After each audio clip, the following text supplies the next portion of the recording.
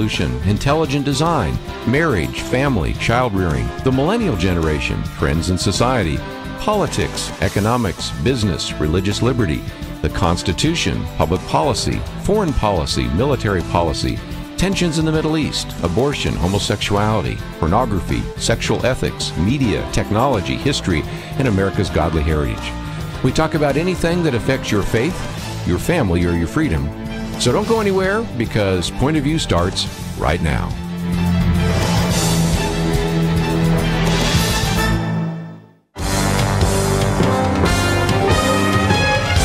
Across America, live, this is Point of View.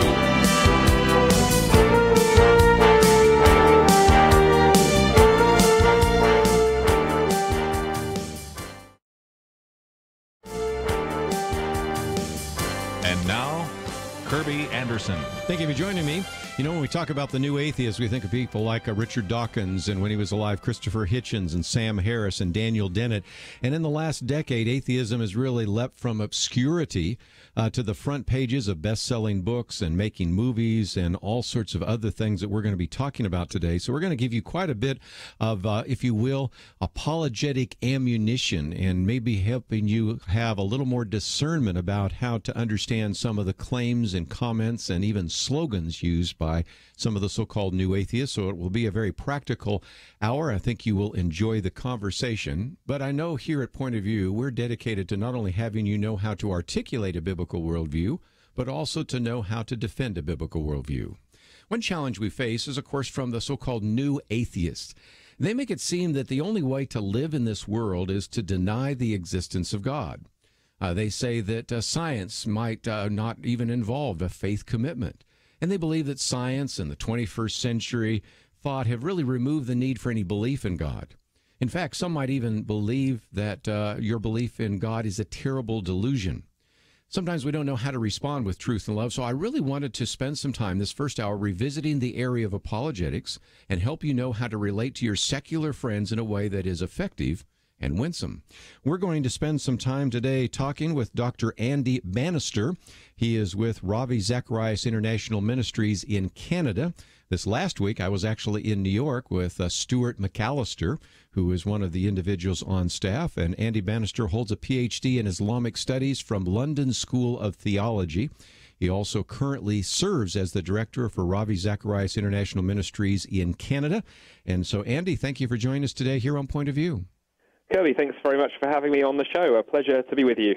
The book is entitled The Atheist Who Didn't Exist, or The Dreadful Consequences of Bad Arguments.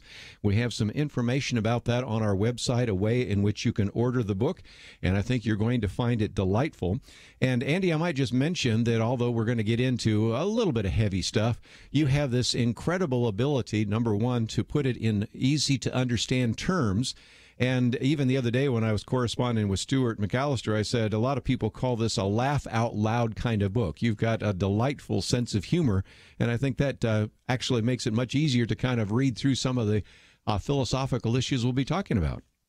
That's very kind, Kerby. And yes, exactly. That was one of the goals in writing the book. I think as I approached writing it, I realized that there's lots of really good apologetics literature out there, really, really good stuff that's been written. But sometimes it can be a little bit heavy, a little bit heady for some people. I know many Christian friends and family who would perhaps never sort of open an apologetics book for fear that it would be over their heads. So I wanted to try and write something that was very accessible, and at the same time, in terms of the humor, I wanted to write something that actually you could say to an atheist friend, family member, or colleague, look, have a read of this book. You know, you might not agree with everything that Andy says, but you will laugh out loud as you go. It'll be a fun read. And I think so often a lot of the books on apologetics that are written sometimes never make it into the hands of those people who need to read it the most, simply because the style is unapproachable. So really, The Atheist Who Didn't Exist was an attempt to do something a little bit fresh and a little bit new. So thank you that you've picked up on that. Well, it certainly did, and some people have referred to this book as The Hitchhiker's Guide to the Galaxy meets C.S. Lewis, and for some people, you have to be a little well-read to even understand what that meant, but I understand it. I thought it was a good way to illustrate that. Let's get into this, because right off the bat, first chapter, The Loch Ness Monster's Mustache, or the Terrible Consequences of Bad Arguments, and a lot of this centers around something I didn't mention, and that is not only are we seeing atheistic ideas in books and in movies, but we're seeing it on the sides of buses. And so you open with kind of a humorous idea of this man saying he's going to be hit by an atheist bus. And he says, what do you mean? Well, it turns out that you've seen these over in the UK, but I've seen some things similar to this even here in the United States, where it says things like, there's probably no God, so stop worrying and enjoy your life. And that's plastered on the side of the bus. Sometimes you see it in the billboards. But you use that to get into the more important question about whether or not atheists are really true to their ideas about some of these views that should actually come from their atheistic worldview. Please explain, if you might. Yeah, that's right. So, so as you put it there, Kerby, I think one of the hallmarks of the so-called new atheism is that it's very much out there. It's in the media. It's in the press. It's putting adverts on the side of buses. And so we really saw this phenomena first in London, England, a few years ago, when the first atheist bus ads appeared and ran that line, there's probably no God, so stop worrying and enjoy your life. It's now come to the USA, it's come to Canada, where I live. And I remember when I first saw that, it really intrigued me for a number of reasons. One, I thought it was a bit of a sort of own goal, a sort of shot in the foot. I'll explain why in a minute. Sure. But also I found it interesting because it started conversations in ways I'd never seen before. Because if you're someone who's a bit nervous about sharing your faith and about talking about what you believe, I mean, it's dead easy when one of those buses comes around the corner to turn to the person next to you in the queue for the bus and say, what's all that about? And suddenly that you're into a conversation started by the atheists themselves. But the problem I have with that bus ad kind of led to the writing of the whole book, in that it's a very clever slogan. It sounds very clever on the side of a bus. It looks great, on a bumper sticker, or if you're into social media, you tweet it. Yeah, great, very, very, very funny, very shareable. But you've only got to begin prodding at that slogan slightly, and it begins to disintegrate in a number of ways. It's a terribly bad argument. For example, I talk in the book about the fact that the second half of that slogan, so stop worrying and enjoy your life, is hugely problematic, because most of us would want to say, I think, that human life is about far more than just enjoyment. Yes. There's much more to life than just enjoying it. Sure, enjoyment is wonderful. Enjoyment is great. But life is a much richer experience than purely enjoyment. In fact, the only things in this world that are designed to be enjoyed and just enjoyed are products. Mm-hmm. A chocolate bar, a soda, a movie, or whatever. And you know what? Your life is not a product. Yes. And so it's a desperately shallow vision of reality. Yes. And so I unpick that a little bit in the book and show how that, on the outside, what looks like quite a clever atheist slogan actually turns to ashes when you poke at it. And you, again, call it argument by soundbite. But again, how do you enjoy your life if indeed you accept the atheist premise that you live, you die, and you're dirt, and there's nothing more to you? A little more difficult to enjoy life when you know that it comes to an end and there's nothing else. I mean, you just cease to exist. Exactly. I think there's that, but on top of that, Kerby, of course, there's what happens if your life is pretty miserable. Yes. What happens if there's significance. Yeah, you're down on your luck. You've lost your job. Your wife's walked out on you and taken the kids with her, or if you've got teenagers, left the kids with you. The football team you support have just done appallingly badly. Everything is going wrong. What does it mean to say to somebody like that, hey, just stop worrying for your life? And in fact, I've encountered many atheists who hated the atheist bus slogan for just that reason. It's shallow, it's trite, and it's actually offensive if you are somebody whose life is not going well. Yes.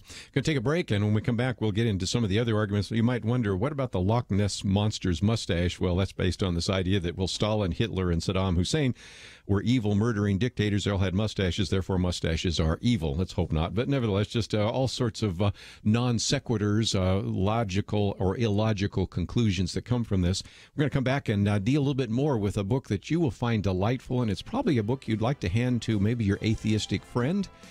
The Atheist Who Didn't Exist, or The Dreadful Consequences of Bad Arguments. We've given you a link so that you can find out more about that on our website, pointofview.net. We'll be right back.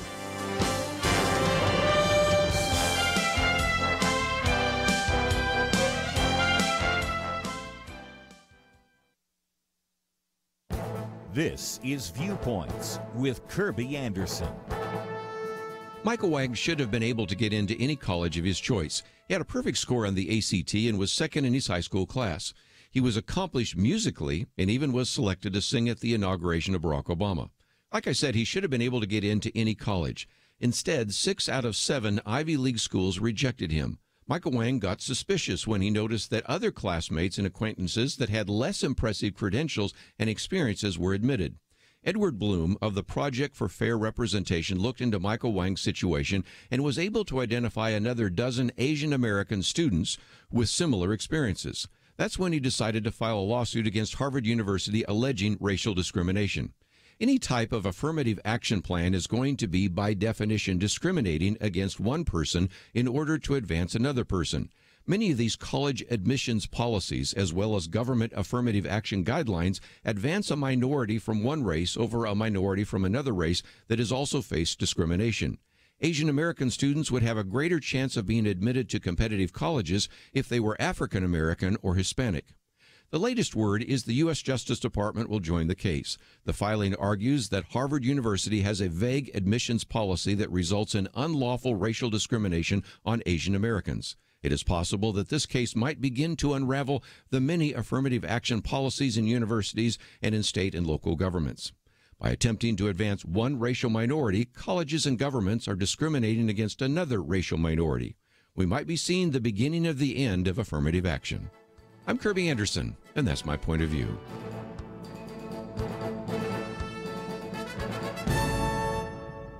From Universal 1440, Unbroken, Path to Redemption, the rest of World War II hero Louis Zamperini's true story. In theaters September 14th, rated PG-13.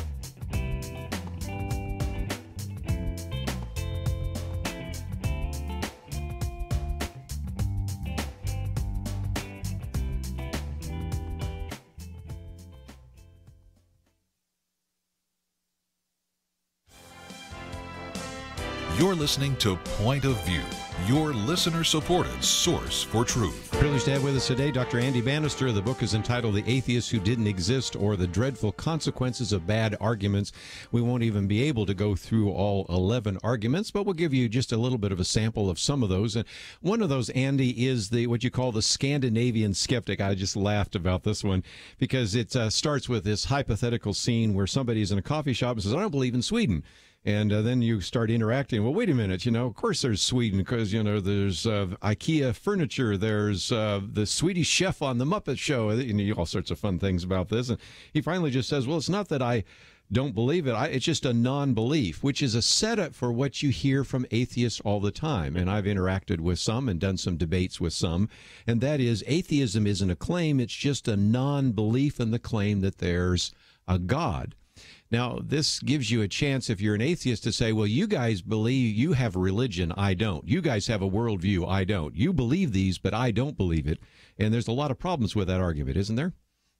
Well, that's right. And just like you, Kerby, I'd run into so many atheists who used to use this form of argumentation that, atheism is simply the lack of belief in God, and you don't need to give evidence for things that you lack. It's only a positive beliefs that require evidence. And I used to find that so frustrating.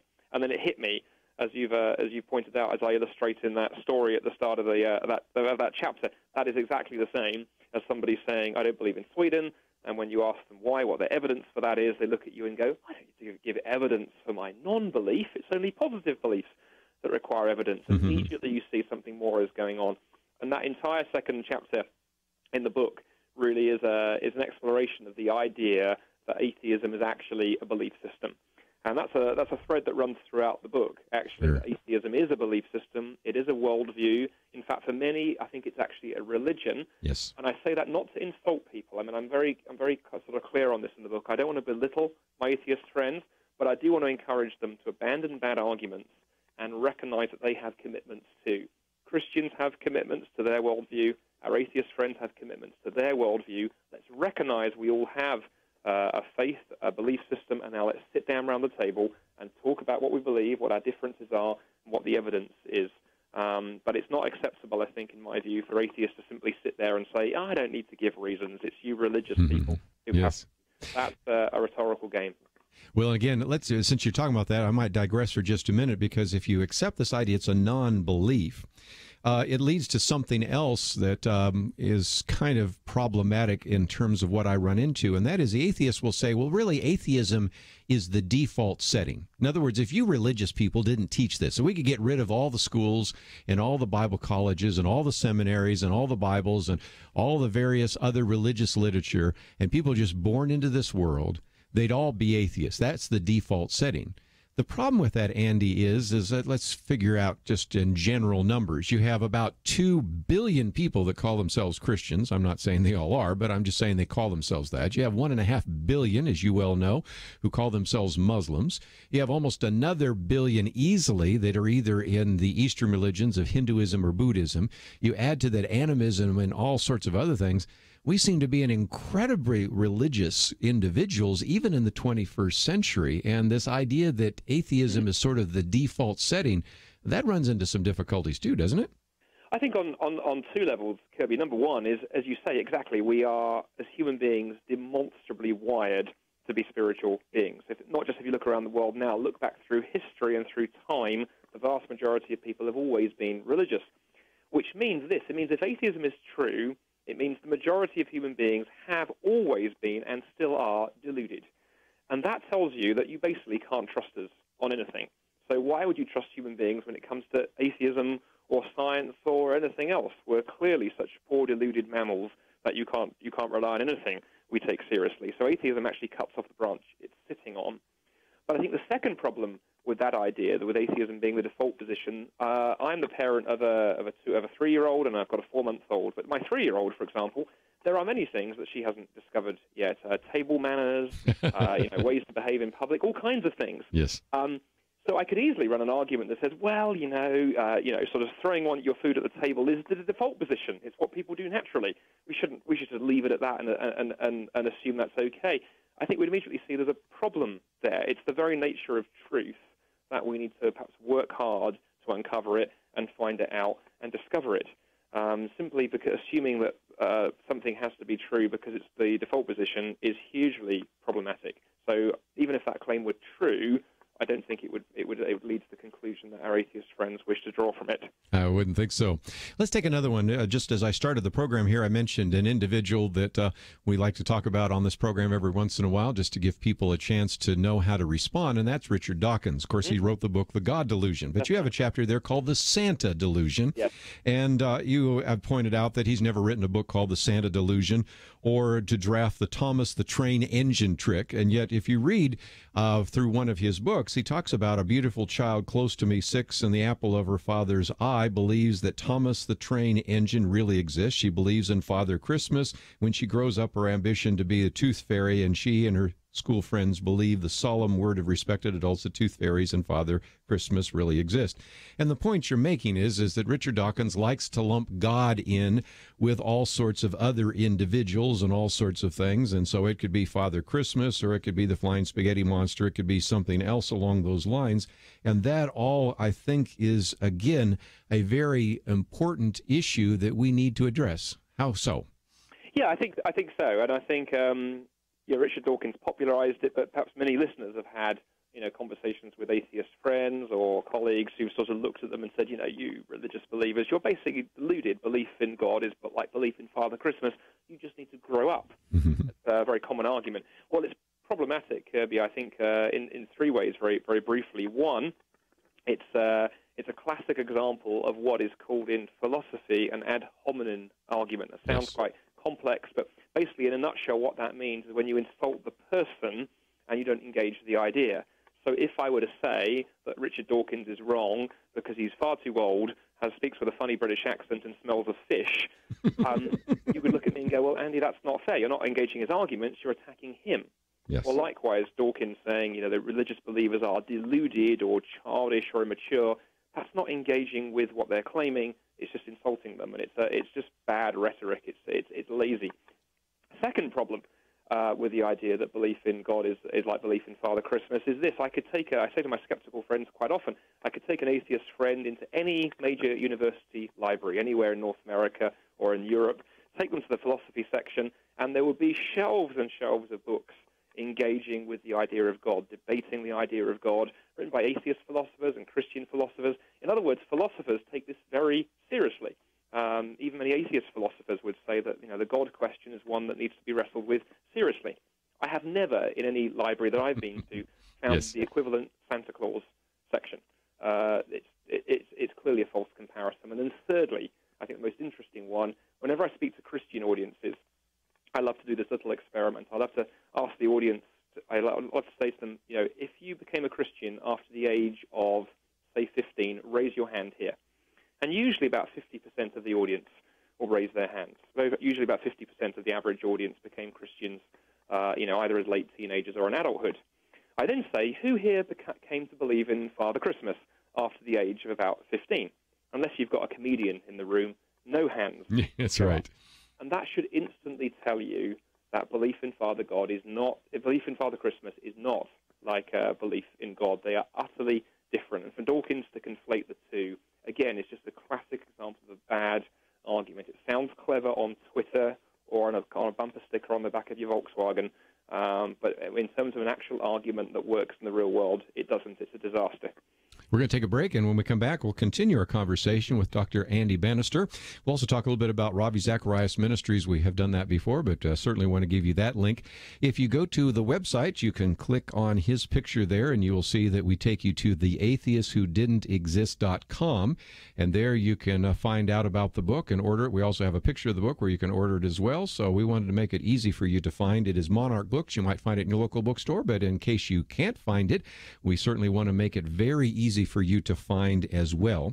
And if you'd like to join our conversation, we've only looked at about 3 of those arguments, and we won't cover all of them, but just give you a pretty good feel for what is covered in this book.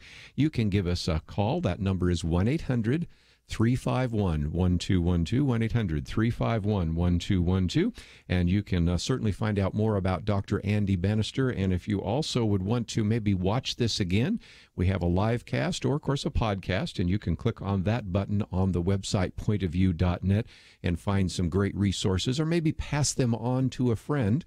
And again, even some of the quotes and article and material that we've made available would be something that you might want to actually send to someone or post on your Facebook page or your blog or something of that nature as well. So when we come back, we'll continue our conversation with Dr. Andy Bannister, forward by Ravi Zacharias, The Atheists Who Didn't Exist, or the Dreadful Consequences of Bad Arguments. We'll take a break and come back with more right after this.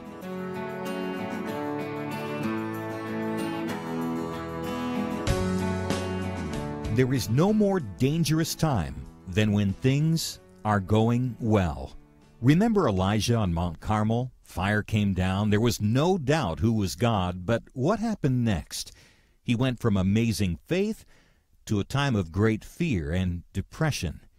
Many Christians have been very thankful a certain Democratic candidate for president was not the one to nominate 2 replacements for the Supreme Court.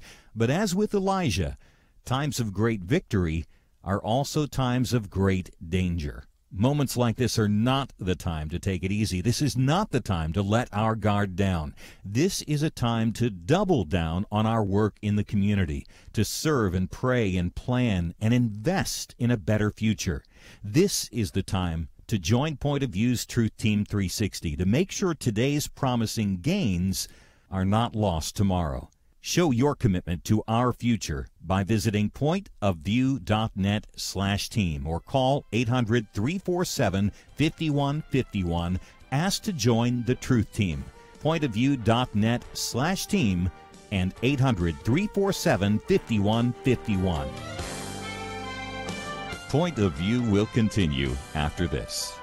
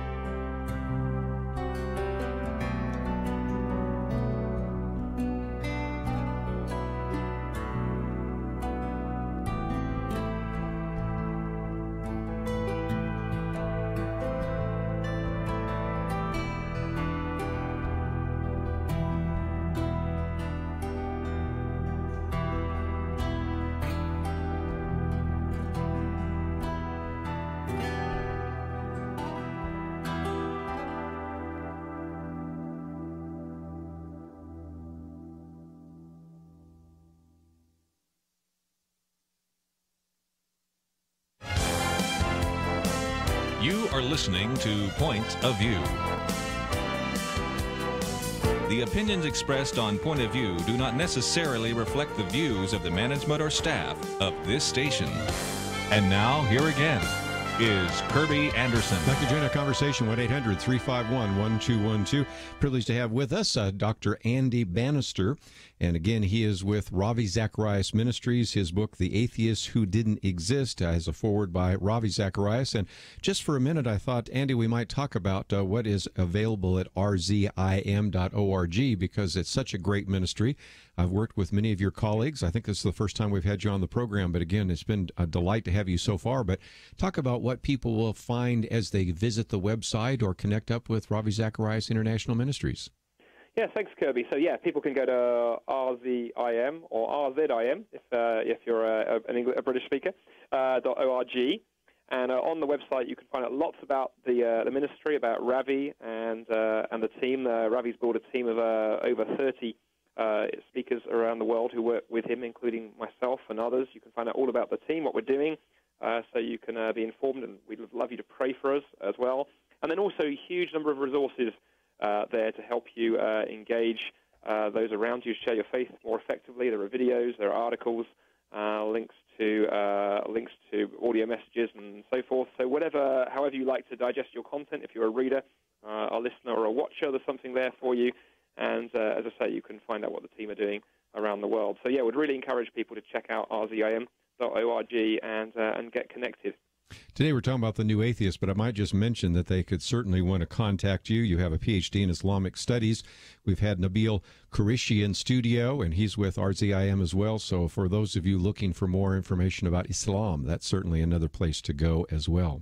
Very much so. Let's, if we can, maybe pick off just a few more of those arguments. And one of those is kind of a, if you will, kind of a psychological argument that if religion is a crutch, people maybe even project that there's a God because they want to be justice in the world. You know, Sigmund Freud kind of gave that argument, and certainly that is developed in large part by some of the new atheists.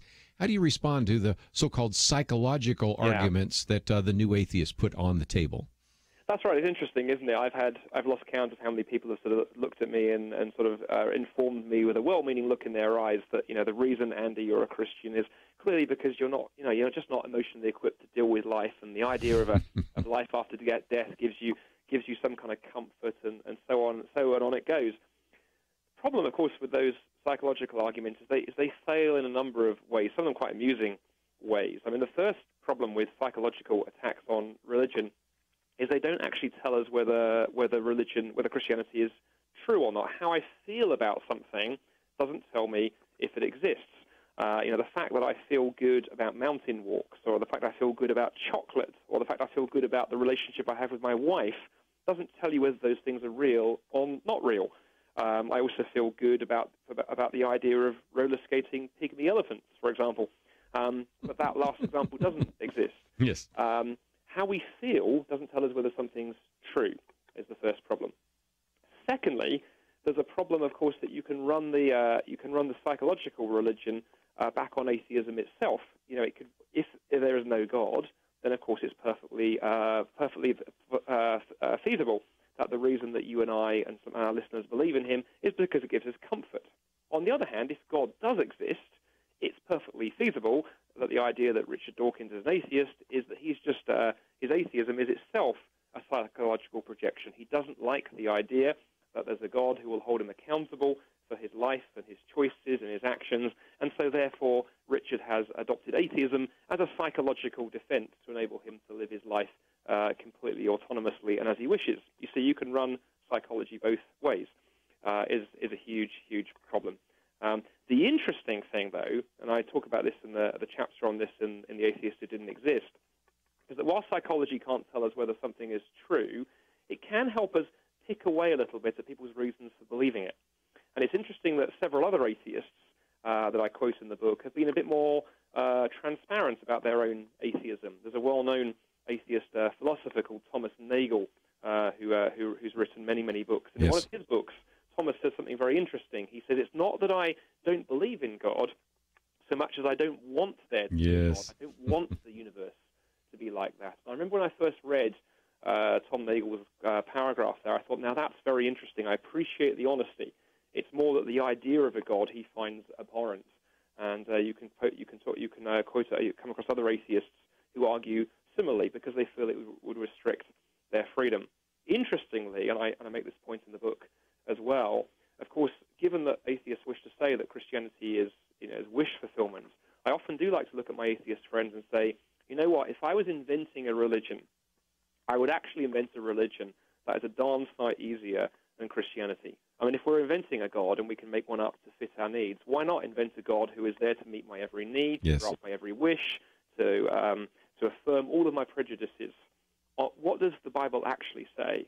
Actually, at the heart of Christianity stands a God who calls us not to come and have our every need met, but to actually come, lay down everything, surrender, take up our cross, and follow him. And I tell you this, if I was inventing a religion, I would invent something a darn sight easier than Christianity. Well said.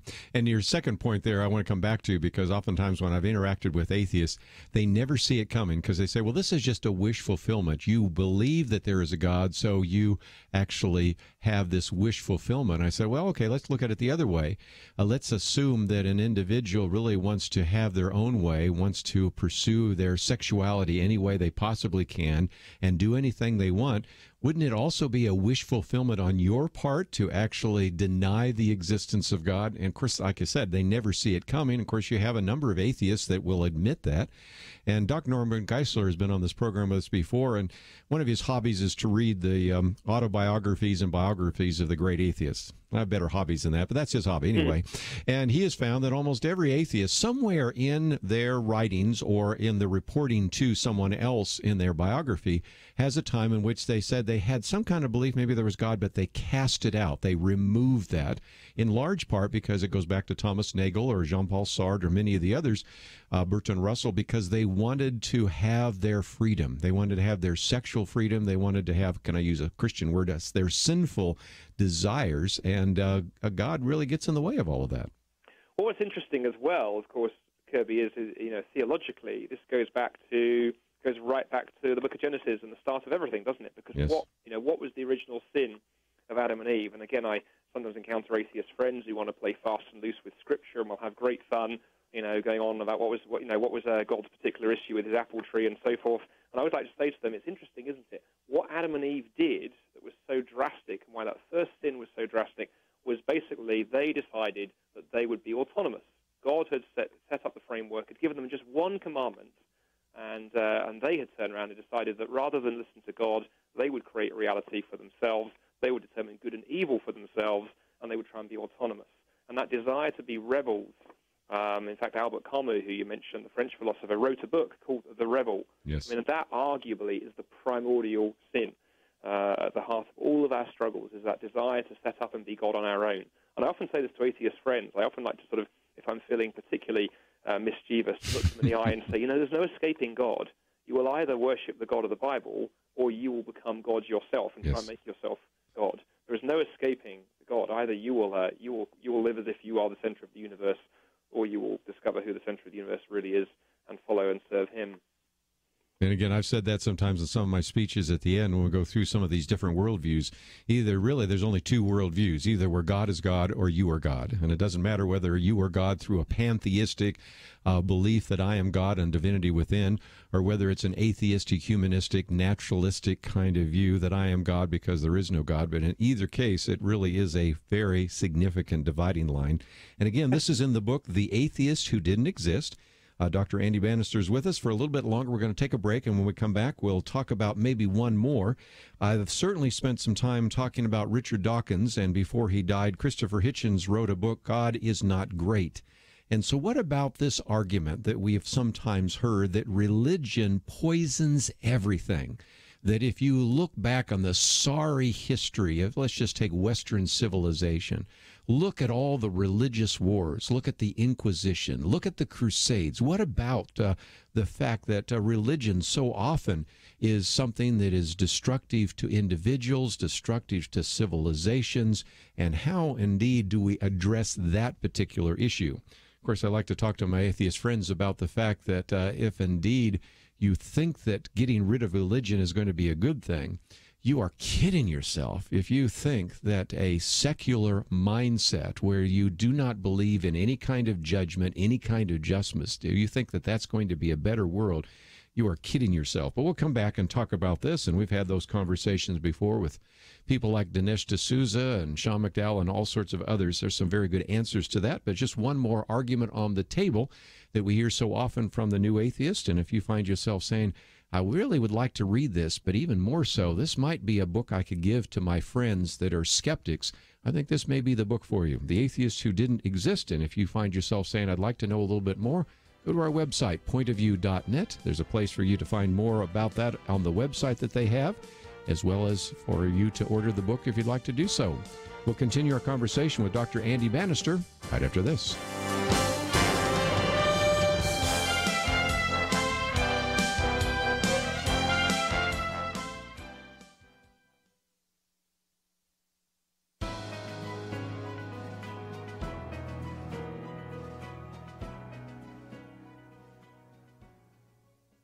Welcome to the First Liberty Briefing. I'm Jeremy Dice. Several months ago on this program, we discussed the religious practice of kaporos. It literally means atonement and has been a religious tradition of Orthodox Jews for over 2,000 years.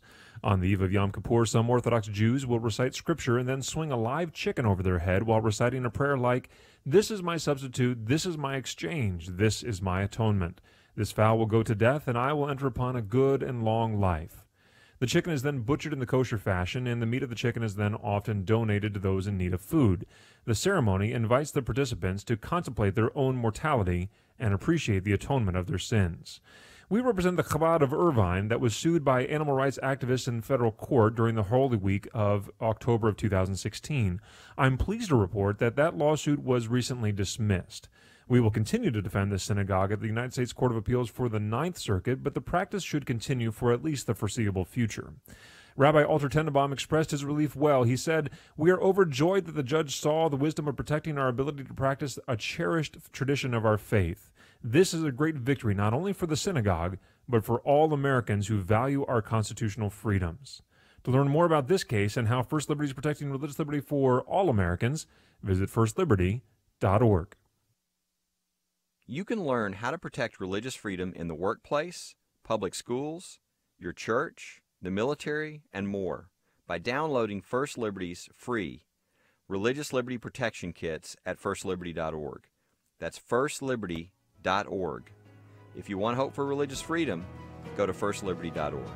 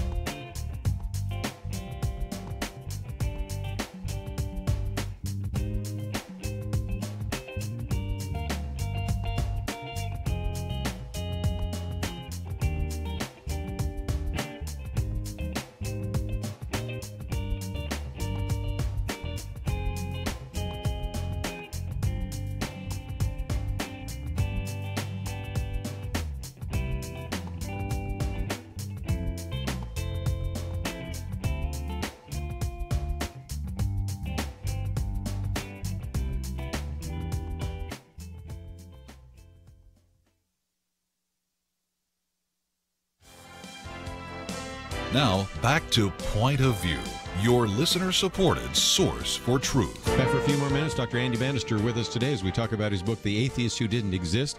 And we were talking about the fact that you have, of course, Christopher Hitchens writing God is Not Great. Sam Harris critical of this as well. And this argument that we hear so often, the world would be better. We would perhaps even have a secular utopia if we could rid the world of religion. Andy, how do you respond? Well, that's right. I remember shortly after I arrived in Toronto in 2010, Christopher Hitchens was actually in town debating the former British Prime Minister Tony Blair at one of our big theatres downtown. They sold the event out. They were scalping tickets on the streets outside for $300. And that was the title of the debate, Is Religion Good for Society?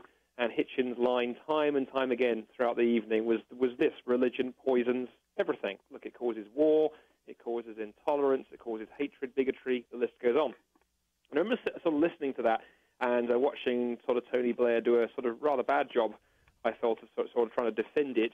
And I found myself thinking the problem with that soundbite, religion poisons everything, is you could substitute the word religion for any number of other words. You could put the word politics in there. Politics poisons everything. Gosh, look at the problems politics causes, division and hatred and argument and so on. Money poisons everything. It causes greed, it causes crime, it causes jealousy, the list goes on.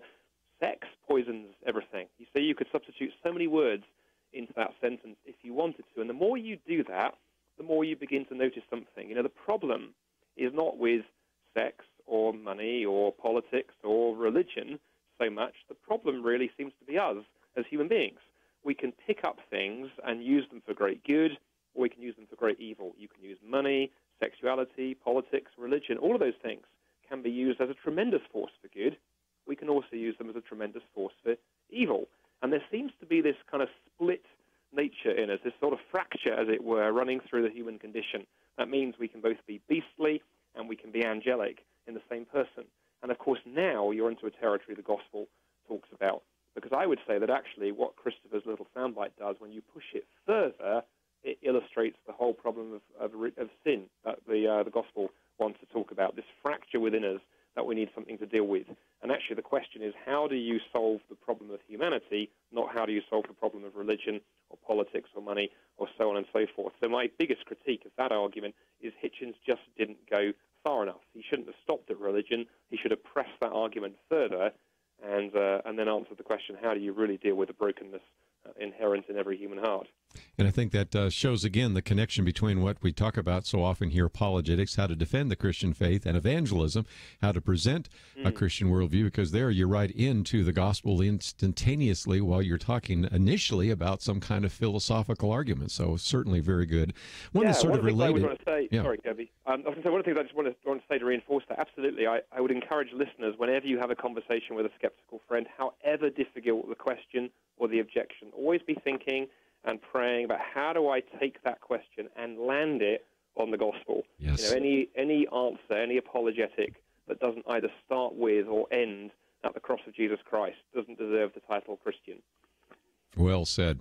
Let me take one real quickly, and that is kind of related, Humpty Dumpty and the vegan, or why do we really need God to be good? And that's one of those ones you hear all the time, Andy, that, well, I can be good without God. And I've seen debates set up on that. And my argument is, okay, I'll concede that one. I think there are people that can be good on a broad sense of what that is. But, of course, how do they define what is good?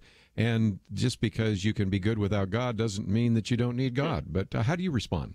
Well, exactly. The big problem with that question, I can be good, or can I be good without God, or the atheist bumper sticker, you know, atheists do good even when nobody is watching, is often like to say to my atheist friends, if I can define good, if I'm the one who gets to define what good means, then of course I can be a good person. You know, I can be the world's best archery sportsman if I can shoot my arrow at the target and then draw the bullseye around it afterwards. You see, the question is, what does good mean? This is the underlying question. You know, do good and evil actually mean something? Do we live in a moral universe, or are those simply labels that we attach to things? And if there is no God, I think the problem for our atheist friends is good and evil really just become about personal preference. You know, you decide that helping the poor is good for you. I decide that, quite frankly, fleecing the poor and making as much money as I can and just living up in the most amazing life I can is good for me. And you have no right on atheism, Kerby, to look at me and say, well, Andy, you're living a life that's wrong. Because I can turn to you and say, yeah, says who? And even if you say to me, well, society would agree with me, Andy, that you're being greedy, I can still turn around and say, well, you haven't shown that I'm wrong. You've simply shown that more people agree with you. And that's just might makes right. And the problem you have, once you remove God from the equation, if you are a consistent atheist, good and evil and that kind of language collapses quite quickly. And really in that chapter in the book, I want to try and gently show my atheist friends that, you know, by all means be an atheist, but with that comes some consequences, some things follow. And once you reject God, then you have to go there with God, go a whole series of things that really stand upon him. Good and evil is one of them, and also meaning and purpose in life would be another. You can't really have those things if we are nothing more than the result of millions of years of unguided evolution. If you and I are just a random collection of atoms thrown up by the tides of time and chaos, then with that goes goodness, morality, meaning, purpose. Again, the book is entitled The Atheist Who Didn't Exist, or The Dreadful Consequences of Bad Arguments. Dr. Andy Bannister is the author, forward by Ravi Zacharias, and about 200 pages. I would certainly commend the book to you, but we also have a link to theatheistwhodidnotexist.com. You don't need to have to write it out. All you have to do is click on the picture of the book or a picture of Andy, and that will take you to that website. And Andy, I noticed that you have some information about the book, some reviewers, and actually people can download the first chapter for free so that they can get a little bit of a sense of what is in the book. And so if this interview over an hour wasn't good enough, they can actually read a chapter and decide whether or not they want to get a copy of the book. True? Yeah, that's right. They can get a free chapter. And one of the things I'd also encourage listeners to do, and obviously, I hope lots of listeners will go out and buy the book, but for those listeners who are Christians, as many of you are, I would really encourage people, once you've read the book, to prayerfully think about putting it into the hands of an atheist or skeptical friend or colleague, classmate, family member. I think it would make a perfect gift for an atheist friend as a conversation starter. I'll be very clear on that. The goal of the book is not that you give it to your atheist friend and they wave their hands in surrender and go, I submit, you Christians are so brilliant. That's not what this is intended to do. You can't argue somebody into the kingdom of God anyway. What I hope this will do is be a conversation starter. You can give it to an atheist friend. You can say, look, I promise you will laugh, you'll find the book funny, and then perhaps we can go out for a coffee. I'll take you out for dinner, and let's talk about some of the things the book raises. I really hope it would be a conversation starter and perhaps a sort of leg up in the conversation for many of your listeners with unchurched friends. Again, we also, in that website there, have a way in which you can contact Andy, follow them on social media, Twitter, Facebook, YouTube, LinkedIn, and so there's some great links for you as well in case you have some follow-up questions or maybe want to share a little bit more or find out more about the book. So, Andy Bannister, just been great to have you on the program. Let's do it again sometime. It's been a pleasure. Thank you, Kerby. Let me commend to all of you the great work that is done by Ravi Zacharias International Ministries, and you had a chance today to hear from their Canadian director. And, of course, we've had other individuals who have been with rzim.org, and you can find out more by going to that website as well. Lots of great material and resources there on the website pointofview.net. So take the time to find out more about the book. As he says, about 200 pages, about 11 different arguments with a very well-written kind of laugh-out-loud kind of dialogue that takes place in there, which can be a great conversation starter. And if you've been looking for a book that maybe I could actually hand to a skeptic that might start reading it and stay with it, this, I think, would be one of those books. So we wanted to make that available to you, and it's going to be helpful for you in terms of knowing how to defend the Christian faith in terms of apologetics. It's also going to be helpful for you providing a context for evangelism. So those are some resources we wanted to mention. It's available at our website, pointofview.net. Let's take a break, though. When we come back, we have a lot more to cover right after these important messages.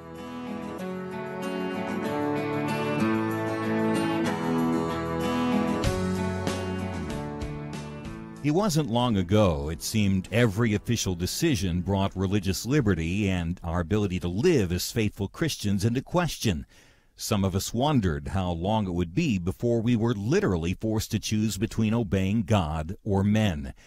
That pressure seems to have subsided just a bit, and now is the time not to take a breath, but to work as hard as we can for the future of our nation. Thanks to you, Point of View is doing just that. And our special thanks to those who have become members of Truth Team 360. In football, 22 guys battle it out on the field while 40 or 60,000 watch in the stands and perhaps hundreds of thousands more watch on television. We need a special few to get out of the seats and into the game. Join today by calling 1-800-347-5151 and ask to join the Truth Team, or visit us online at pointofview.net/team. We really do need you. The nation needs you. 800-347-5151 and pointofview.net/team. Point of View will continue after this.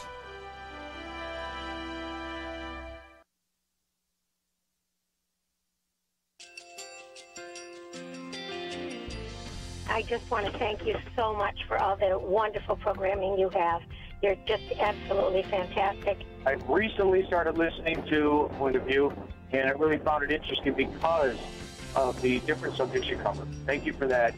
I really appreciate everything that you do in keeping us informed. Thank you, Kerby, for everything that you have been doing. I appreciate all the work that you're doing, advocating for the Word of God. Thank you so much.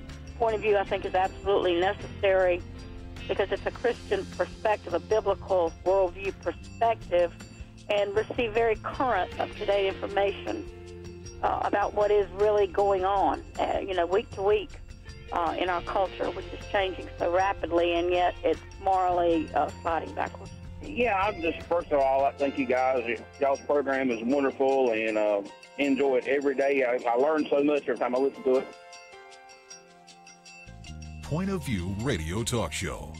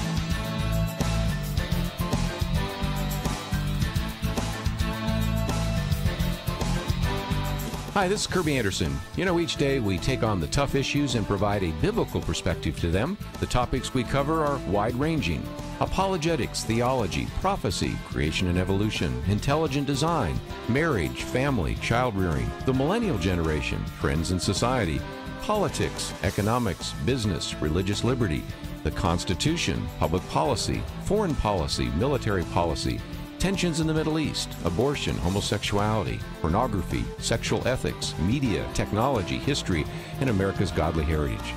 We talk about anything that affects your faith, your family, or your freedom. So don't go anywhere, because Point of View starts right now.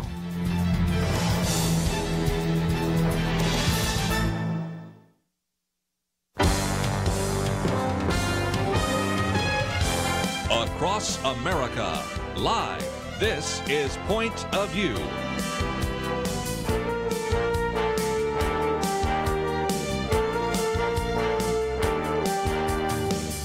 And now, Kerby Anderson. Thank you for joining me. Hope you had a great weekend. We've got a lot of things to cover this week. And in just a minute, we're going to be talking about this new book, Fraud, How the Left Plans to Steal the Next Election, something we've talked about so often here on Point of View.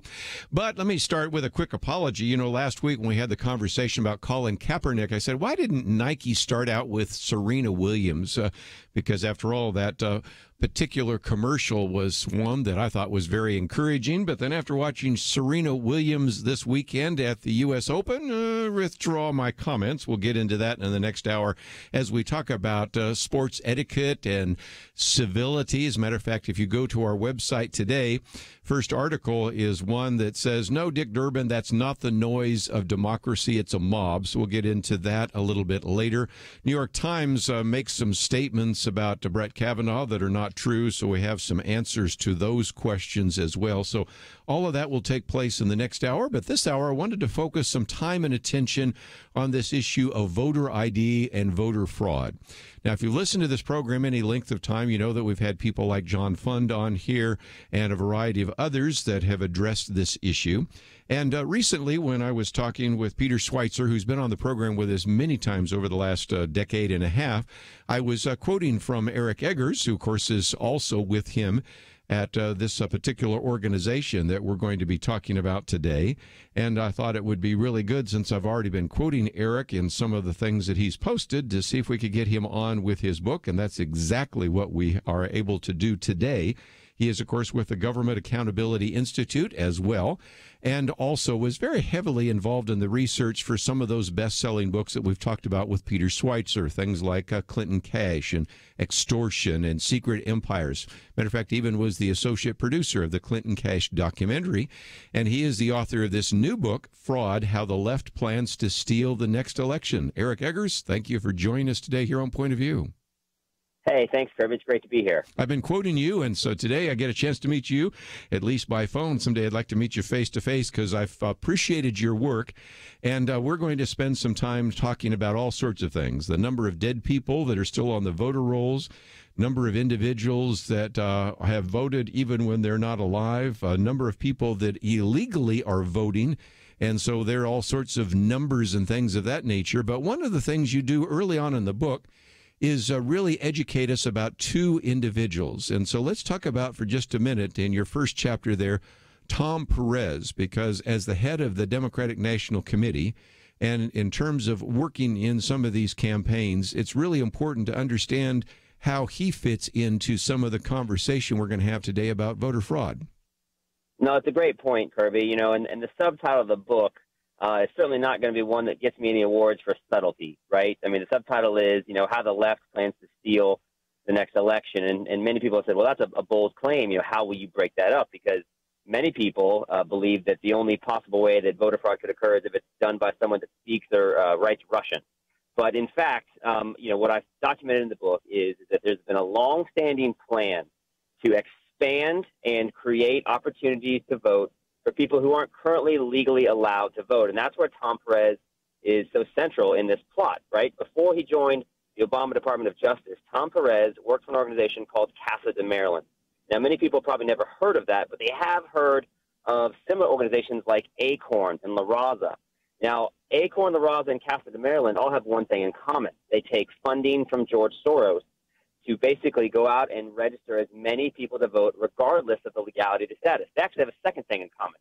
They advocate for the expansion of non-citizen voting rights. Now, Right. Tom Perez he's actually from a town in Tacoma Park, Maryland, that's been allowing non-citizen voting since 1992.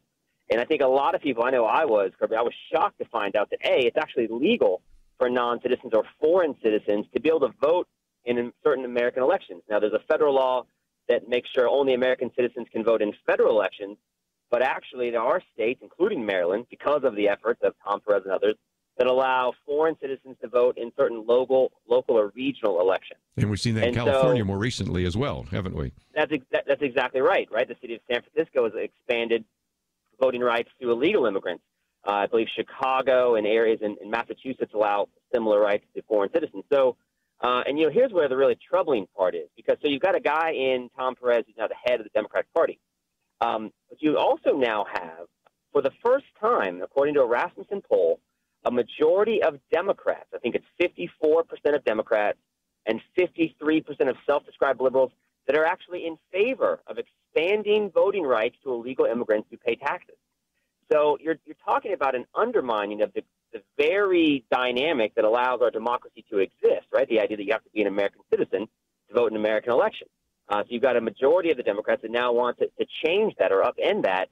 And clearly, right, and I talk about this in subsequent chapters, the demography is destiny for the Democrats, right? They see that these emerging non-citizen populations are going to be people that they want to court and turn into Democrats so they have a permanent majority. I think that's exactly the plan. Well, again, let's get one other name on the table. You've already mentioned him in passing, and that is Chapter 2 of your book gets into George Soros, because any of these actions really, in some respects, go all the way back to George Soros and the various organizations he's established, don't they? They absolutely do. One of the things that I discovered as I began the research of the book is I noticed that that George Soros, in concert with Tom Perez, basically funds organizations to do two things. And you've got close elections recently in Ohio that I think underscore why they're doing this. Right. So George Soros funds organizations that both block any efforts by states or local municipalities to make sure their elections are secure by implementing voter ID laws or removing illegal voters from the voter rolls, right? The state of Ohio, which had a very closely contested congressional race just recently, the state of Ohio, ahead of the 2016 election, fought Soros-funded efforts to both implement their voter ID law and be able to successfully remove illegal voters from their voter rolls. The Supreme Court ruled in Ohio's favor, but it's instructive to note that Soros was funding the opposition to both of those efforts. The second thing that he then does is, and this is where the Perez connection to Cassidy, Maryland comes in, is that he then funds organizations like Acorn and La Raza, then go out, as I mentioned, and funnel and foist as many voters as possible through the vulnerabilities that those lawsuits fight to make sure they exist, right? And Soros also funds an organization called the Brennan Center and these other legal entities that basically perpetuate the myth that voter fraud's not a very real problem. And that's because they define voter fraud in the narrowest possible of terms in an under-inclusive way. They define voter fraud as only an intentional act of impersonation by a non-voter on behalf of a voter, when in fact, Kerby, and I think your listeners would agree with this, I think voter fraud is anything that discounts the true weight of an honest vote. And the reality is that not only happens all over the country, oftentimes it's legal. And that's partly because of the efforts of George Soros. Well, we're going to take a break, and when we come back, we're going to get into this in a little more detail. If you listened to the program before, we've, of course, talked about the number of individuals, for example, that actually voted in elections when they should not do so. And lots of times they end up self-identifying. They come for jury duty and then mark the box saying, well, I'm not a citizen. And we look and say, wait a minute, you've been voting. As a matter of fact, I'm broadcasting today from Dallas, Texas, and we identified one individual that actually has been voting since 1980, even though he's not actually supposed to vote at all. This goes back many years, and we'll talk about that right after these important messages.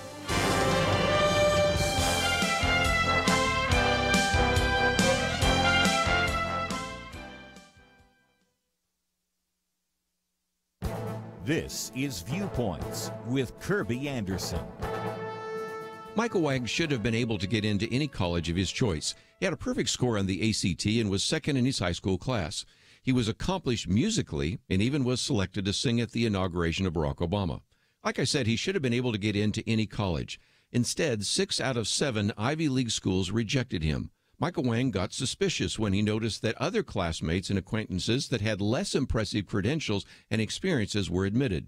Edward Bloom of the Project for Fair Representation looked into Michael Wang's situation and was able to identify another dozen Asian American students with similar experiences. That's when he decided to file a lawsuit against Harvard University alleging racial discrimination. Any type of affirmative action plan is going to be, by definition, discriminating against one person in order to advance another person. Many of these college admissions policies, as well as government affirmative action guidelines, advance a minority from one race over a minority from another race that has also faced discrimination. Asian American students would have a greater chance of being admitted to competitive colleges if they were African American or Hispanic. The latest word is the U.S. Justice Department will join the case. The filing argues that Harvard University has a vague admissions policy that results in unlawful racial discrimination on Asian Americans. It is possible that this case might begin to unravel the many affirmative action policies in universities and in state and local governments. By attempting to advance one racial minority, colleges and governments are discriminating against another racial minority. We might be seeing the beginning of the end of affirmative action. I'm Kerby Anderson, and that's my point of view.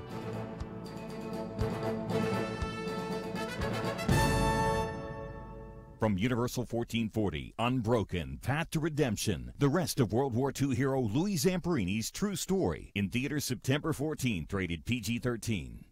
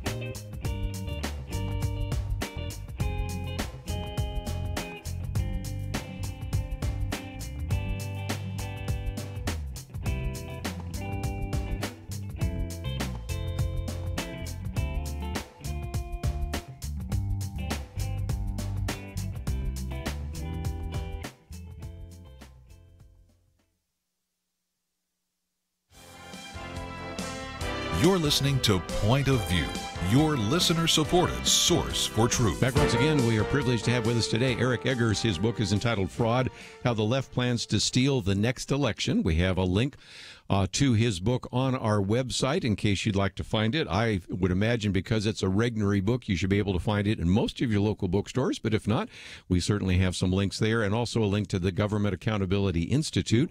In the past, of course, we've talked about this with John Fund and Hans von Spaskowski, as well as a number of other individuals, and I've written commentaries about the fact that if you look around the country, I think at the latest count I heard, there's 248 counties in this country where there are more people registered to vote than actually people of voting age in that county. There's just a lot of potential for mischief. A little bit later, we're going to talk about those so-called zombie voters, individuals that are no longer alive that voted. And, of course, we already just mentioned a few minutes ago about people that are voting illegally. That's just for starters. So there's a lot to cover.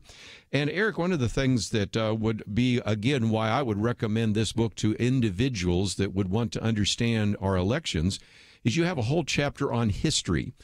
Taking us from George Washington and offering alcohol at the voting booth all the way to Huey Long, Lyndon Johnson, and some others. So the point is, we do have a history of voter fraud in this country. That doesn't make it right. If nothing else, it means we really need to pay attention to this, don't we? Yeah, Kerby, let's connect a couple of things that you just said, and I appreciate your comprehensive, analysis of the book so far. No one scoffs or contest the idea that we have a rich history of voter fraud in this country, right? As you noted, the George Washington bribing people with alcohol all the way up to JFK. And everyone sort of winks and smiles about dead people voting in Chicago. So I think one of the questions I like to raise is why would we now suspect or assume that those problems that have literally been with us as long as we've been a nation are suddenly gone. Yes. Right? Good question. Is it because we've gotten better and more competent at administering elections? And the stat that you just mentioned, the fact that there are 248 counties in this country in which we have more registered voters than citizens of legal voting age, I would say that argues against that point. And, and then think about this, right? So the state of West Virginia, I mentioned how the state of Ohio had to fight Soros-funded efforts to remove illegal voters from their voter rolls. Well, the state of West Virginia just did something similar. They took a look at it and they said, okay, we're going to take a look at our voting rolls and we're going to remove everybody that we can. And they tasked all the local supervisors of elections going through and really doing an audit and comparing the voters that were registered with the Social Security database and the Division of Corrections, right? They want to make sure there's no felons on the voting rolls, things like that. And the state of West Virginia actually removed 100,000 people from their voting rolls that shouldn't have been there. Wow. And so they sent out this press release, and I think the language from the Republican Secretary of State's very, very important note. He says, listen, accurate voting rolls are the first step towards fighting against voter fraud. And I think that's correct. And then so it makes you wonder, well, why then do Soros-funded groups fight against any effort to make voting rolls accurate and make elections secure? And I think one of the answers to that might come from the fact that the current West Virginia Secretary of State replaced a woman named Natalie Tennant. He beat her in the 2016 election. And Natalie Tennant, it has another connection to George Soros. She was part of, and I talk about this in the book as well, the Soros-funded Secretary of State project. Now, your listeners may be saying, well, what's that? Secretary of State, what do they even do? Well, in many states, they administer elections. Now, not all states are they elected. In Florida, where I live, they're not. And I might just mention that your afterword is by Chris Kobach, who's been on the program with us, Secretary of State there in the state of Kansas, who just ran for governor the other day. Yeah, go ahead. That's exactly right. And so, so the Secretaries of State are, in fact, the top elections officials in many states. And so, well, why would Soros-funded groups want to target Secretary of State officials? And I think that what you just saw in West Virginia is the reason why. You've got people, they want to get leftist people who are going to allow lax oversight and allow the system to be as vulnerable as possible, including the bloat, because, as the current Secretary of State noted, accurate voting rolls are the first step in the fight against voter fraud. So having Democrats in there allow that fight, I think, to be tilted the other way. So I think you have to applaud states like Ohio and states like West Virginia that have been proactive. And again, and Kansas would be one you just mentioned a minute ago. And I might just say to our listeners, since we broadcast in more than 40 states, along the way, you're going to hear Ohio, you're going to hear West Virginia. Of course, I just mentioned Kansas. We talked about California. I gave an example from Texas. But throughout your book, Eric, you managed to, at one point or another, use an illustration from almost every one of the states where we broadcast. So don't think that because we'll focus some time and attention, especially since you have a whole section on what's happening in Florida or could happen in Florida because of just the number of duplicate registrations and things of that nature. The problem in the past has been, well, we don't have that many close elections, so it really doesn't matter even if we don't have perfect voter rolls. But Eric, one of the things that you point out, and certainly John Fund and others have pointed out, we seem to have one close election after another close election, and so it matters even more so than it did in the past. Yes, of course, John Kennedy and Richard Nixon. You can talk about Gerald Ford and Jimmy Carter, and of course, everybody remembers Al Gore and George W. Bush. But now it seems like we almost have, because it's such a divided country, more and more close elections.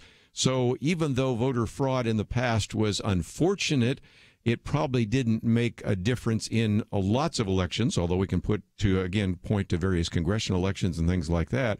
It, I think, just underscores why we really have to pay attention to this now in the 2018 election. Would you agree? Absolutely. The critique of voter fraud that I'm sure, that the great authors that you mentioned, Mr. Fund, Mr. Vince Pekoski, whose work was foundational in my book, they always fight against this idea. Well, sure, maybe voter fraud exists in a one or two off scenario, but it's not widespread and it's not impactful at a national level. So why should we really worry about it? The juice isn't really worth the squeeze. And actually, I've spoken to election law attorneys and election officials, and they would say, that's something they have to fight against. It's one of the reasons why prosecutions of voter fraud is so rare, is there's this public backlash, and we can talk about some of the dynamics behind that. But But the reality is this, at the beginning of the process of writing this book, I and the staff at the Government Accountability Institute, we decided, well, we want to, we have this motto of show, don't tell. We want to see what the actual facts say. And so we want to take a look at, we did an unprecedented level analysis of actual votes cast in 2016. So we gathered as many publicly available data rolls as we could get. We got 21 states worth of data. Right. And we hired a data scientist and we contracted with a commercial database.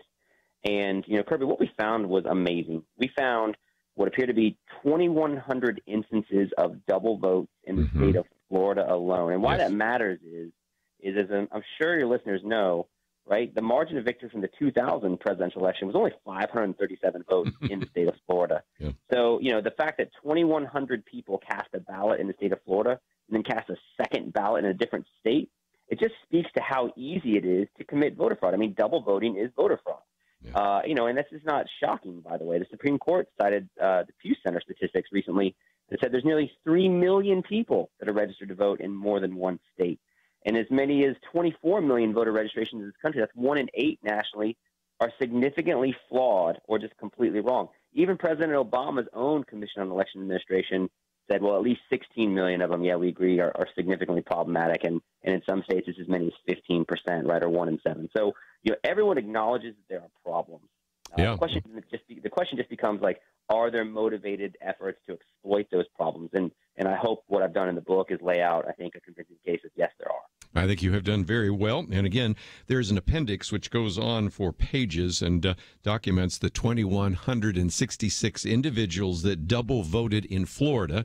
That's just, of course, Florida. You add to that the 1.8 million dead people that are still on voter rolls. And, of course, as we mentioned just a few minutes ago, 248 different counties in the country where there are more people registered than actually there. And since you mentioned President Obama, we, a number of years ago, had James O'Keefe on, and he was talking about how his assistant actually went into the voting place in the Washington, D.C. area and claimed to be Attorney General Eric Holder, who is African-American, 60-something. This kid is a 20-something white kid, and they were ready to hand him a ballot. He doesn't look like Eric Holder, didn't look like Eric Holder, wasn't the right age, wasn't the right, except for the gender, the fact that he was a male. There wasn't anything else, and yet she was willing. He didn't take it, of course, because he didn't want to violate the rules, but it just shows you what takes place. So when we come back from the break, I want to talk about what we can do. I think one obvious implication is voter ID is a good idea. If nothing else, that would prevent a 20-something white kid from getting a ballot that was supposed to go to the Attorney General, Eric Holder. But we have a lot of other suggestions as well. And if you find yourself saying, okay, I'm really interested in this book, we have lots of information about it on our website. We'll come back and talk a little bit about the Government Accountability Institute. And this is a book I think you can find in your local bookstore, but we have a link so that you can get it in hardback or Kindle.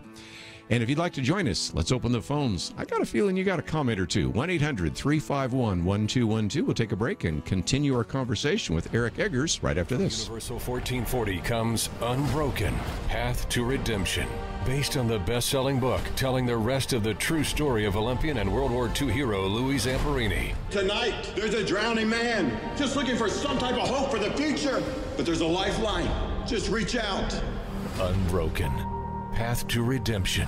Rated PG-13. May be inappropriate for children under 13. In theaters September 14th. More information is available at unbrokenfilm.com. You don't become an Olympian without investing all you've got. You don't become a war hero without putting it all on the line. Those who leave a mark on this world demonstrate they believe in something greater than themselves, a purpose, a cause. In a time of fake news, the need for solid information is perhaps greater than ever. Bring truth to the nation by joining the Truth Team at Point of View. Our cause needs heroes like you.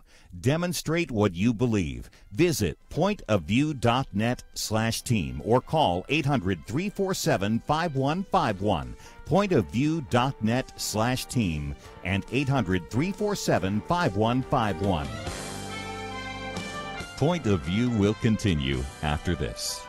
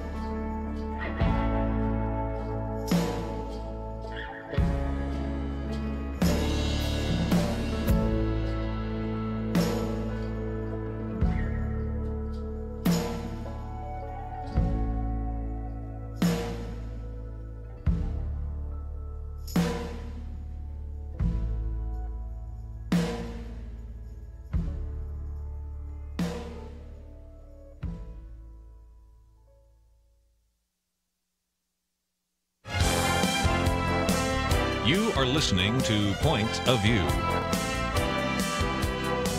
The opinions expressed on Point of View do not necessarily reflect the views of the management or staff of this station. And now, here again is Kerby Anderson. If you'd like some more information, let me just mention that again on our website, pointofview.net, we have a link to voterfraudbook.com, but also have a link to the Government Accountability Institute. So all of that is available. If you'd like to know a little bit more about Eric Eggers, we also have a link to his Twitter account. So everything you need to connect up is there. But most importantly, this book, published by Regnery, is one that you can find in your local bookstore. But if not, we've got a place for you to order it there as well. Just before we take some phone calls, let me, Eric, come back to this issue. I mentioned the assistant that worked with James O'Keefe going and asking for the ballot of the Attorney General, Eric Holder. But I think you have some more on that story, so please continue. Well, yeah, it's actually not that story specifically, but it's a story that I talk about in the book. Yes. And I, was just flabbergasted by it because I think it underscores the same underlying issue that your example does, and that is just how easy it is to vote when you don't have proper safeguards in place. In the city of New York, they sent in, actually, because they'd heard all these stories, and I have examples in the book about these teenagers that are voting because you've got these turf wars or these local kind of boroughs, and you've got Israeli communities, and every possible iteration of just cultural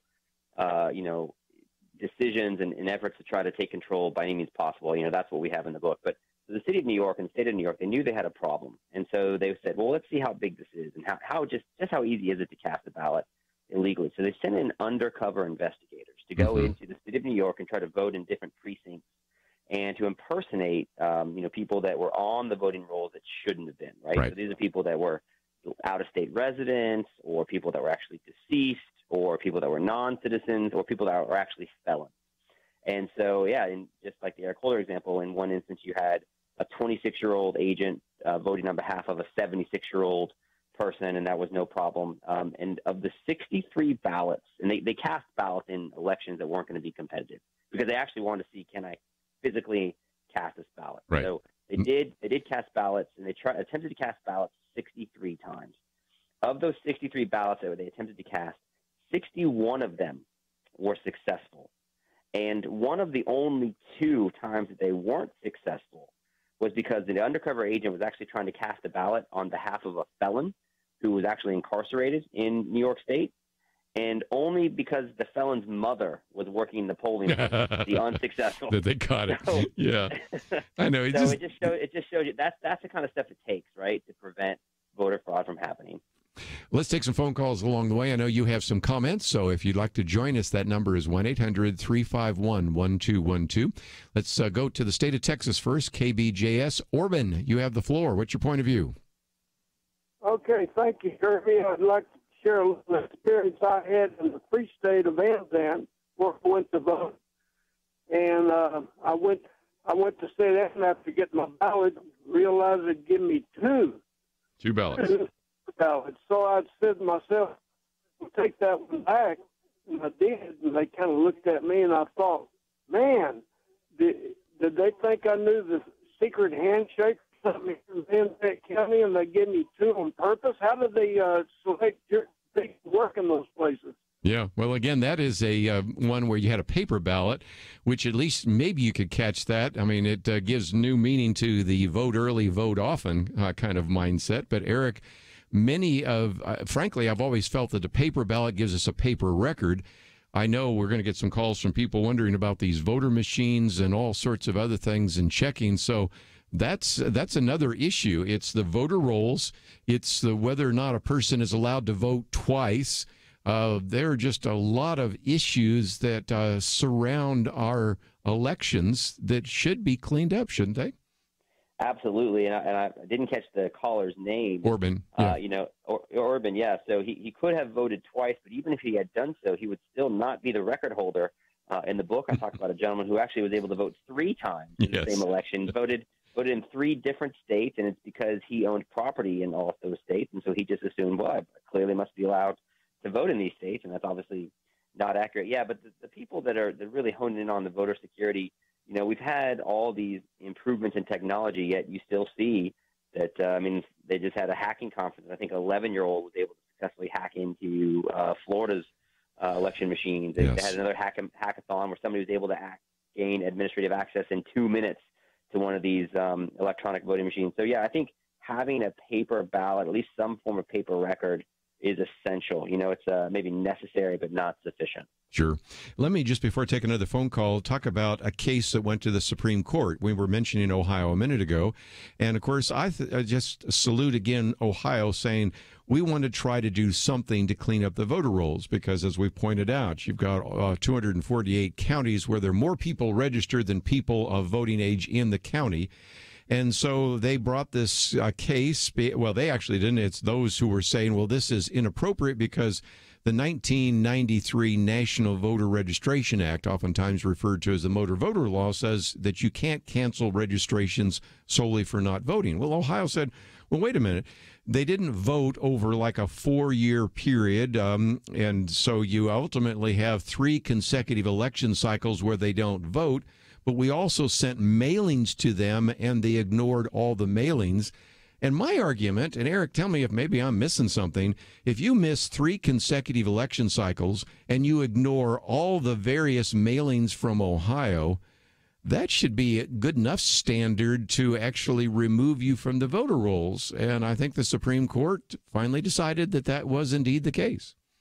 Yeah, the Supreme Court did validate Ohio's efforts in a 5-4 ruling, and I encourage people to read that ruling if they get a chance, because I think and it gets a little technical with what does the language of the law actually specify? Right. Is Ohio complying with the legal technicalities? But yeah, I think, the state of Ohio gives voters many opportunities to affirm or confirm they are in fact still residents and still want to vote. But, it's an interesting dynamic because I was doing an interview with somebody else and I was mentioning this idea of the nearly 3 million people that are registered to vote in more than one state. And it was a conservative radio host. And he said, well, listen, I moved from New York several years ago, and, I registered to vote in the new state to which I'd moved, but I didn't let the state of New York know I didn't live there anymore. As far as I'm concerned, it's none of their business.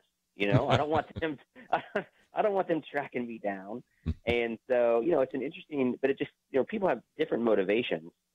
And so, I think it's silly to assume that the states are going to know when people move. So I encourage states, and I applaud states to be proactive. The state of Indiana has done something similar, and they were able to remove hundreds of thousands of illegal immigrants, or illegal voters, or people that just weren't on the rolls anymore, or weren't residents anymore. So that's important because, as we've noted previously, elections officials would say, inaccuracies for voter registrations are opportunities for voter fraud.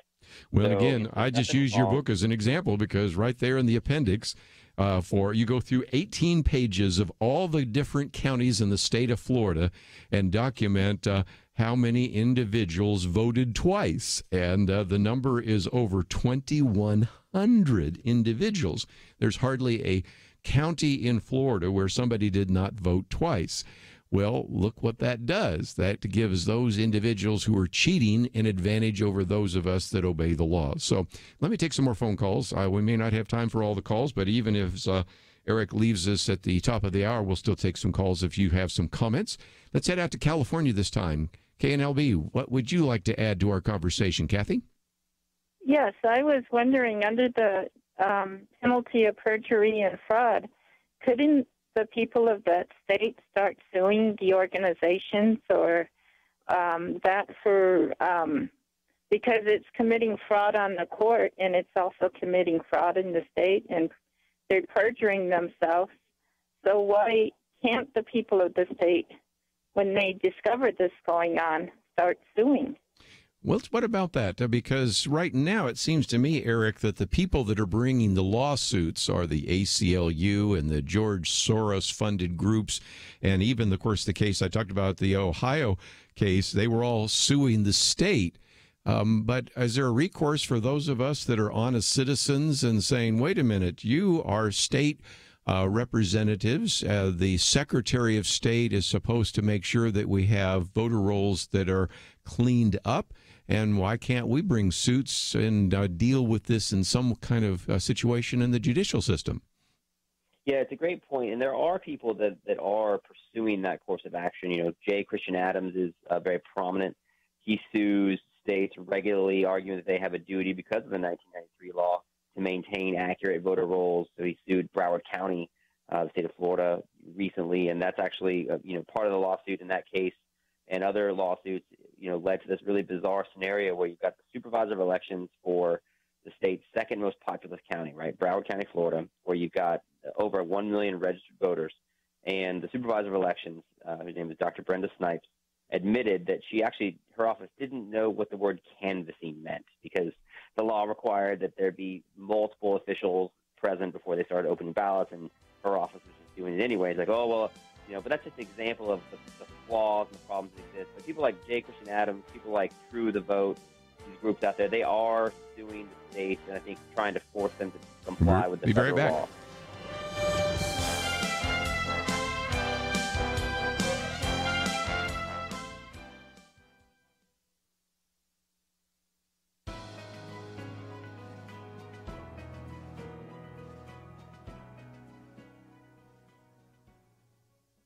Welcome to the First Liberty Briefing. I'm Jeremy Dice. Several months ago on this program, we discussed the religious practice of Kaporos. It literally means atonement and has been a religious tradition of Orthodox Jews for over 2,000 years. On the eve of Yom Kippur, some Orthodox Jews will recite scripture and then swing a live chicken over their head while reciting a prayer like, "This is my substitute, this is my exchange, this is my atonement. This fowl will go to death, and I will enter upon a good and long life."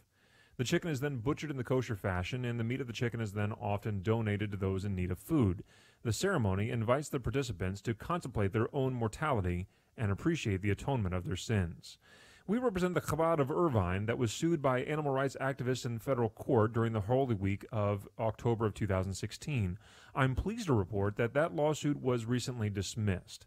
We will continue to defend this synagogue at the United States Court of Appeals for the Ninth Circuit, but the practice should continue for at least the foreseeable future. Rabbi Alter Tenenbaum expressed his relief well. He said, "We are overjoyed that the judge saw the wisdom of protecting our ability to practice a cherished tradition of our faith. This is a great victory not only for the synagogue, but for all Americans who value our constitutional freedoms."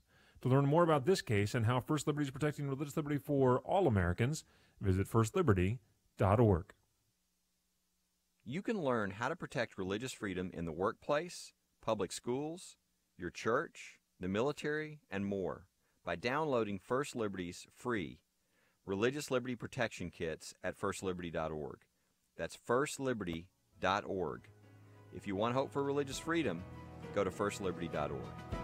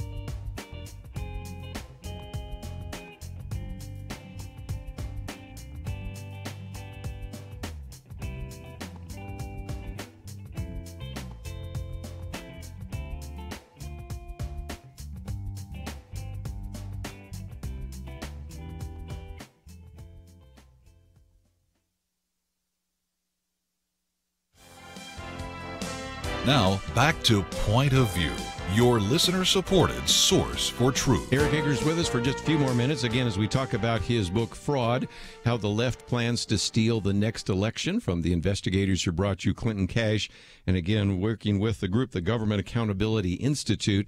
And Eric, I thought for just a minute we might help people understand the value of this book, because what happens is and when somebody says, well, I think there's voter fraud, then you have the Brennan Institute saying, no, there's no voter fraud. I'm thinking of a case that happened last year in which you have this study by some professors at Old Dominion University, and they were looking at all sorts of votes and voter rolls and things of that nature, and concluded that maybe about 2.5 to 2.8 million non-citizens voted in 2008. Well, then you had some professors at Harvard and at YouGov say no, there were probably 0 non-citizens voted in that election. Well, you don't have to know a lot about math. There's a difference between 2.5 million and 0. And when Just Facts came in and looked at it, they said, no, if anything, when we look at it, it could be about 5 million non-citizens. So the problem is almost every time somebody does a study, there's at least one group, oftentimes funded by George Soros, coming out saying, no, you're just overreacting, or you're just trying to suppress the vote. And voter suppression is the word being used right now to prevent anybody from doing what we would expect them to do in order to have clean voter rolls, right? That's exactly right. And in fact, even if you took the Old Dominion study and you took them and, obviously mathematicians, they take these statistical models and make certain assumptions.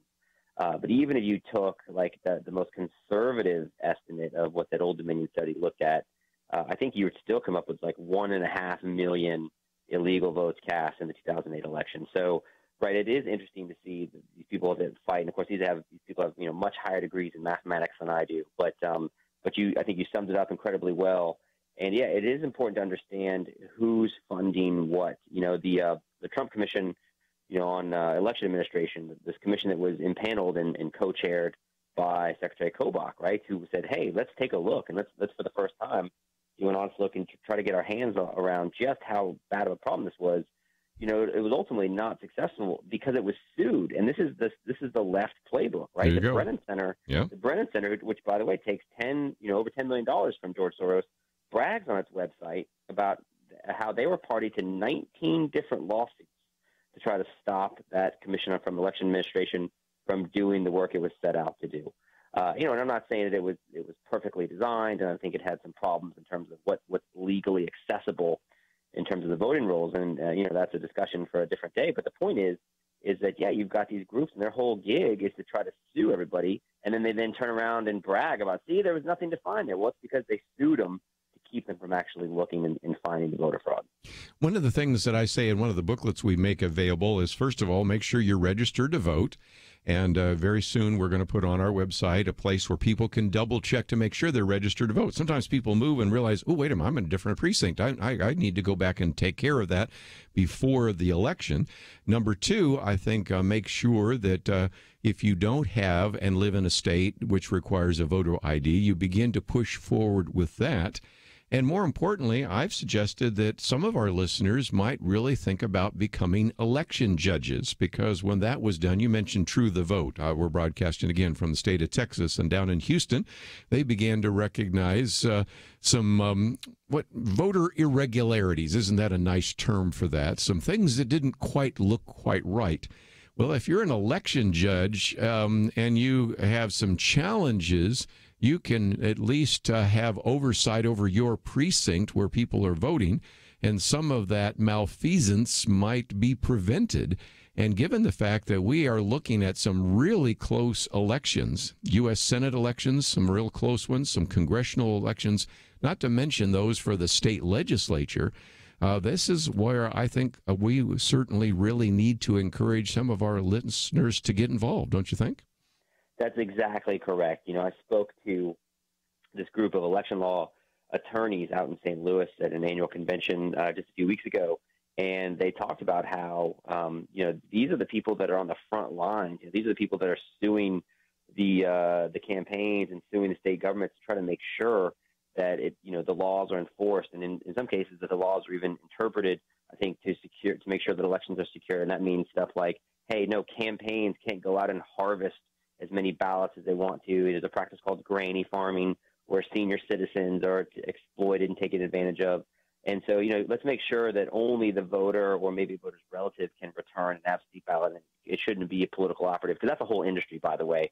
In South Florida, they're known as balloteros. In Texas, they're known as politicaros. But, this is the whole gig, right, of going out and gathering these absentee ballots and sort of harvesting them and then turning them in on behalf of campaigns.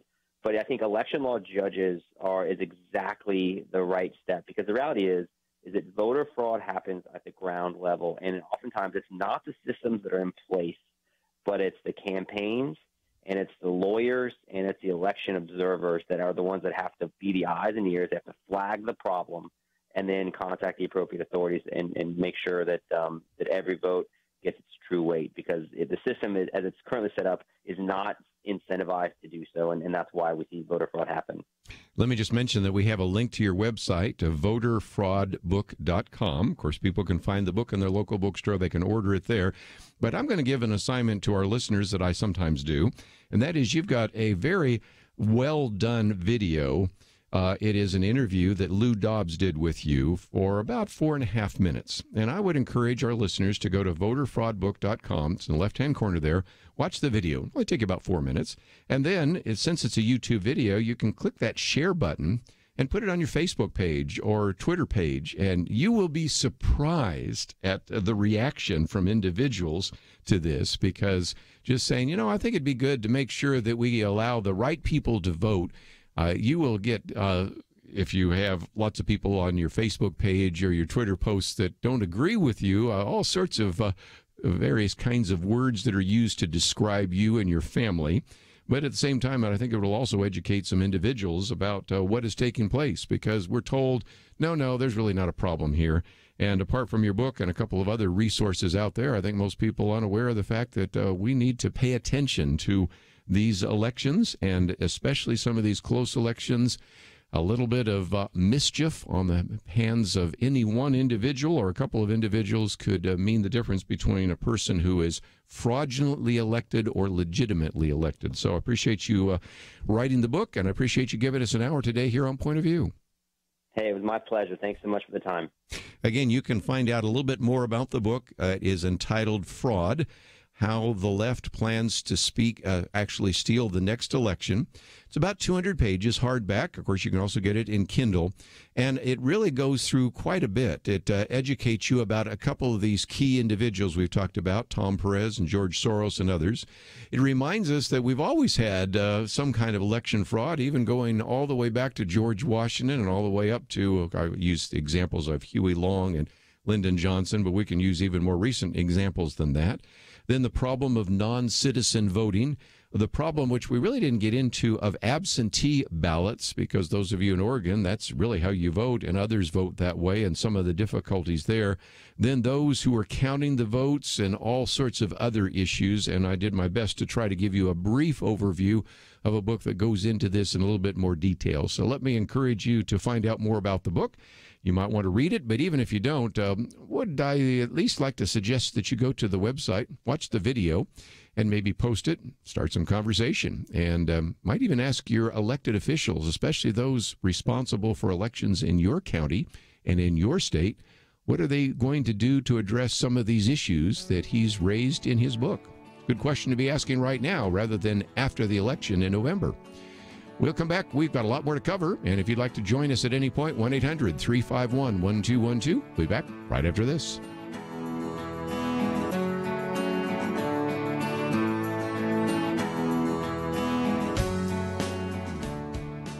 It wasn't long ago, it seemed, every official decision brought religious liberty and our ability to live as faithful Christians into question. Some of us wondered how long it would be before we were literally forced to choose between obeying God or men. That pressure seems to have subsided just a bit, and now is the time not to take a breath, but to work as hard as we can for the future of our nation. Thanks to you, Point of View is doing just that. And our special thanks to those who have become members of Truth Team 360. In football, 22 guys battle it out on the field while 40 or 60,000 watch in the stands, and perhaps hundreds of thousands more watch on television. We need a special few to get out of the seats and into the game. Join today by calling 1-800-347-5151 and ask to join the Truth Team, or visit us online at pointofview.net/team. We really do need you. The nation needs you. 800-347-5151 and pointofview.net/team. Point of View will continue after this.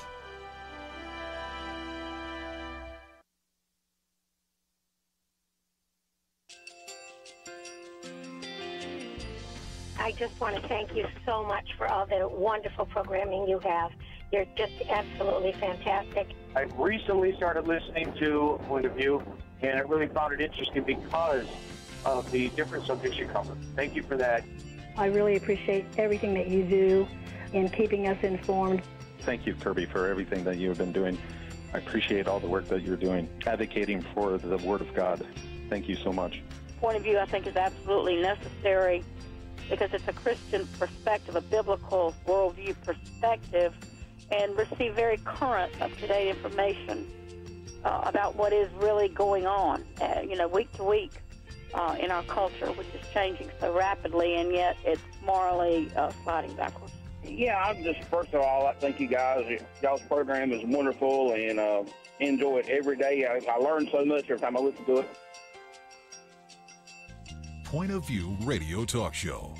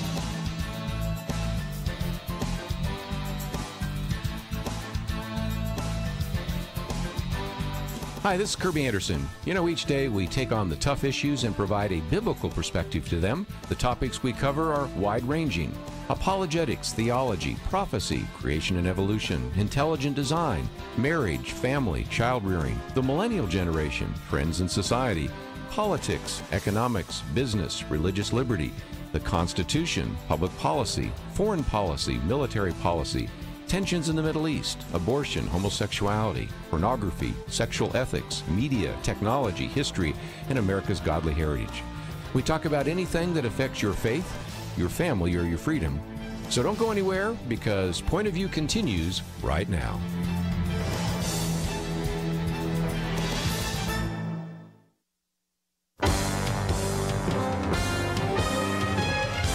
Across America, live. This is Point of View.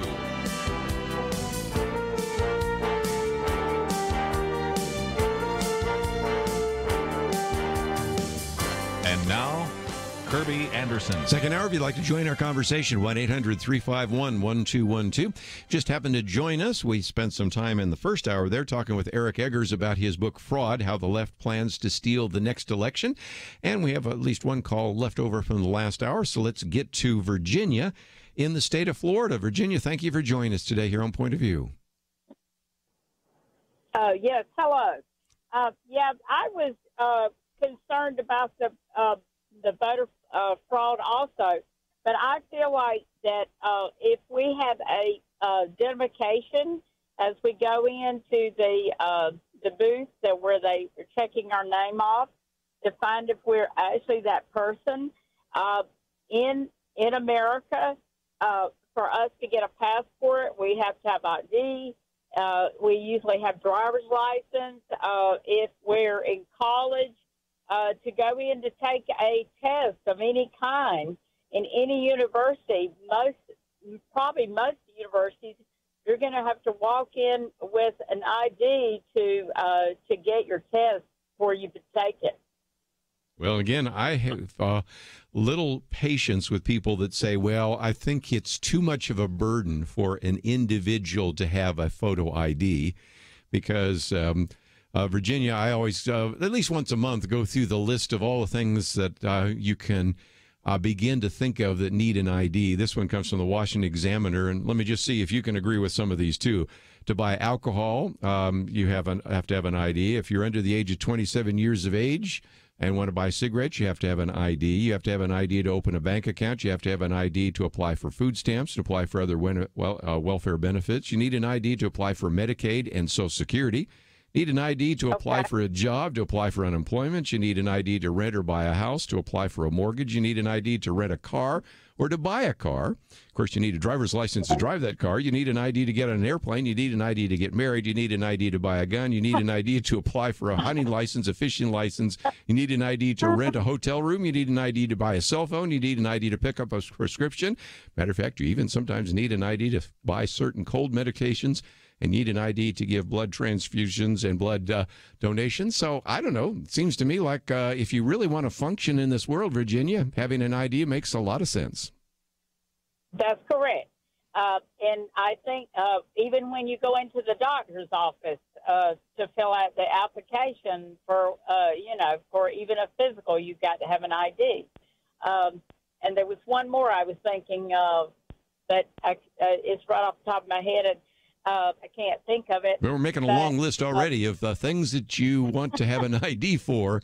And if you're going to function in this world, I think that is not an unreasonable burden. But almost every state which does require that you have a photo ID, they also have all sorts of fallback. In other words, if you don't have an ID, you can bring, for example, the gas or water bill, or just a variety of other things that are available. And if indeed you don't have the ability to go to a place to get an ID, maybe you don't drive a car. I recognize some of the listeners in this broadcast don't drive cars. They live in the Northeast and take buses. But they need some way to identify themselves. It used to be that even if you went in and wanted to rent a video, of course, that's old school, but if you wanted to rent a video, you had to have an ID for that too, didn't you? Okay. All right.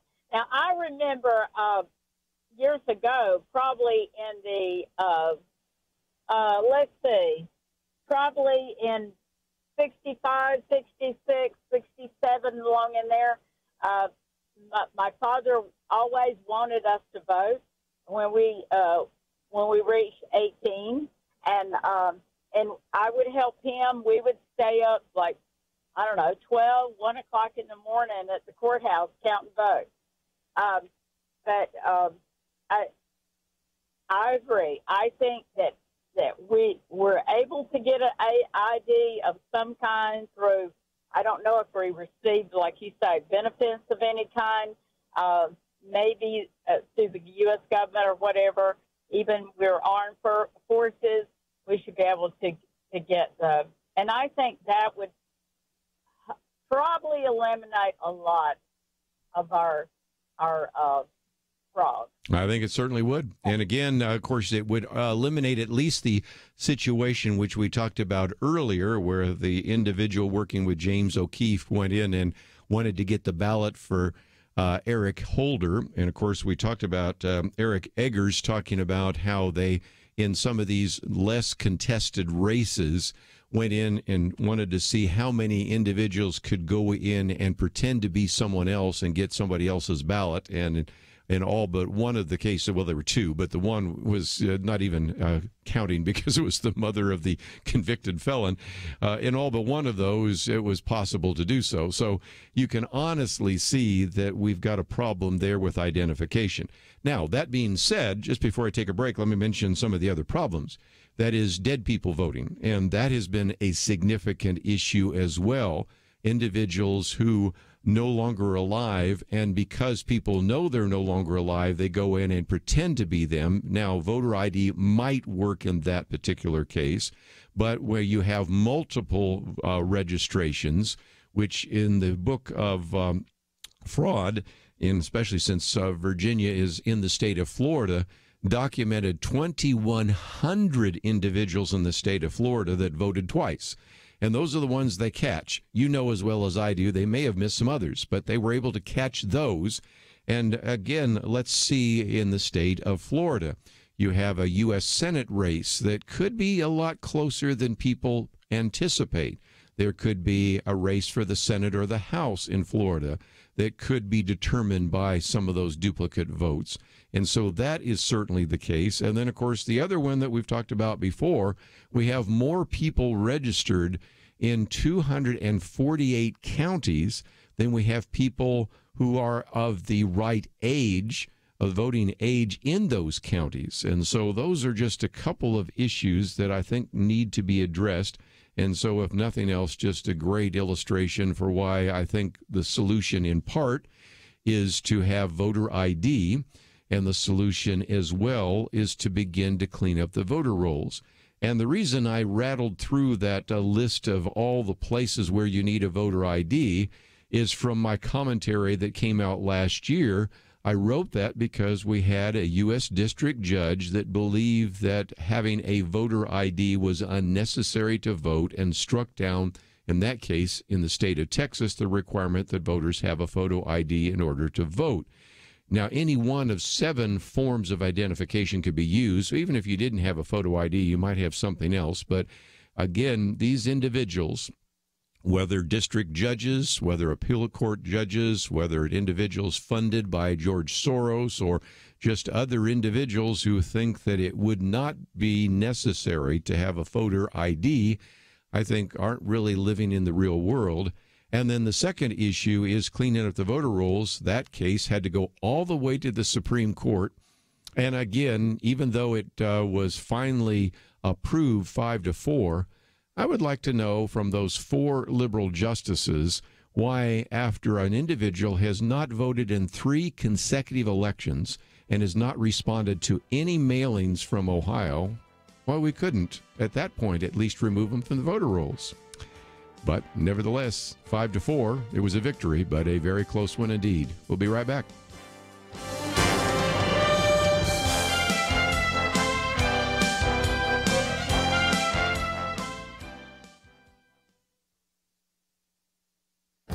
This is Viewpoints with Kerby Anderson. Michael Wang should have been able to get into any college of his choice. He had a perfect score on the ACT and was second in his high school class. He was accomplished musically and even was selected to sing at the inauguration of Barack Obama. Like I said, he should have been able to get into any college. Instead, 6 out of 7 Ivy League schools rejected him. Michael Wang got suspicious when he noticed that other classmates and acquaintances that had less impressive credentials and experiences were admitted. Edward Bloom of the Project for Fair Representation looked into Michael Wang's situation and was able to identify another dozen Asian American students with similar experiences. That's when he decided to file a lawsuit against Harvard University alleging racial discrimination. Any type of affirmative action plan is going to be, by definition, discriminating against one person in order to advance another person. Many of these college admissions policies, as well as government affirmative action guidelines, advance a minority from one race over a minority from another race that has also faced discrimination. Asian American students would have a greater chance of being admitted to competitive colleges if they were African American or Hispanic. The latest word is the U.S. Justice Department will join the case. The filing argues that Harvard University has a vague admissions policy that results in unlawful racial discrimination on Asian Americans. It is possible that this case might begin to unravel the many affirmative action policies in universities and in state and local governments. By attempting to advance one racial minority, colleges and governments are discriminating against another racial minority.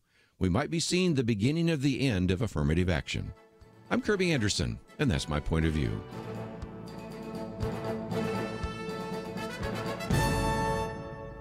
From Universal 1440, Unbroken, Path to Redemption, the rest of World War II hero Louis Zamperini's true story, in theaters September 14th, rated PG-13.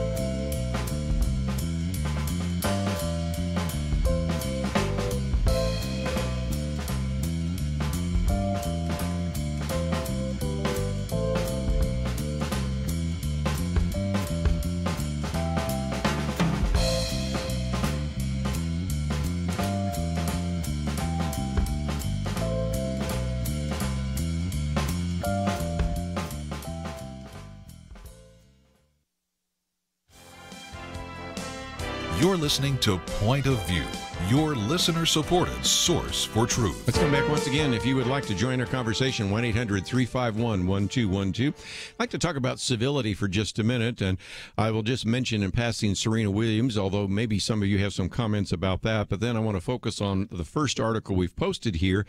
No, Dick Durbin, this is not the noise of democracy, it's a mob. And the lack of civility last week in the Senate Judiciary Committee is certainly an issue, but let me just mention in passing, as I did at the outset here, that when there was the controversy that surfaced about whether or not Colin Kaepernick should have been the face and the first individual to kind of have this 30th anniversary celebration of Nike's Just Do It, I said, wouldn't it have been better to pick Serena Williams? Because after all, that commercial where they had the young Serena Williams learning to hit a tennis ball with her father, and her father saying, imagine that you're at the U.S. Open, and then the next piece shows her at the U.S. Open. I thought, wouldn't she have been the perfect face for the 30th anniversary? Then this weekend, the 2018 U.S. Open, the champion ended up being Naomi Osaka. And again, even though she won, she's in tears at the awards ceremony and all the rest. And if you didn't see it, again, you may not have many comments about it. But here, one of the best players in the area, and really an individual who turned pro a number of years ago and has done very well, began to vent over a call that she felt was undeserved. Of course, there were questions about whether or not she was being coached from the stands and a variety of other things. I won't get into all of that. And her defense in some respects is, well, look, the men get away with this all the time. And I was thinking, okay, this is an Arthur Ashe Stadium. You think of Arthur Ashe, you think of Rod Laver, you think of all sorts of, gentleman types of tennis players.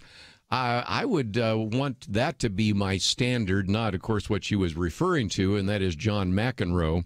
There's a very good piece here where an individual was trying to defend her, but then also goes and reminds us about some of the unbelievable behavior of John McEnroe through his 16-year career.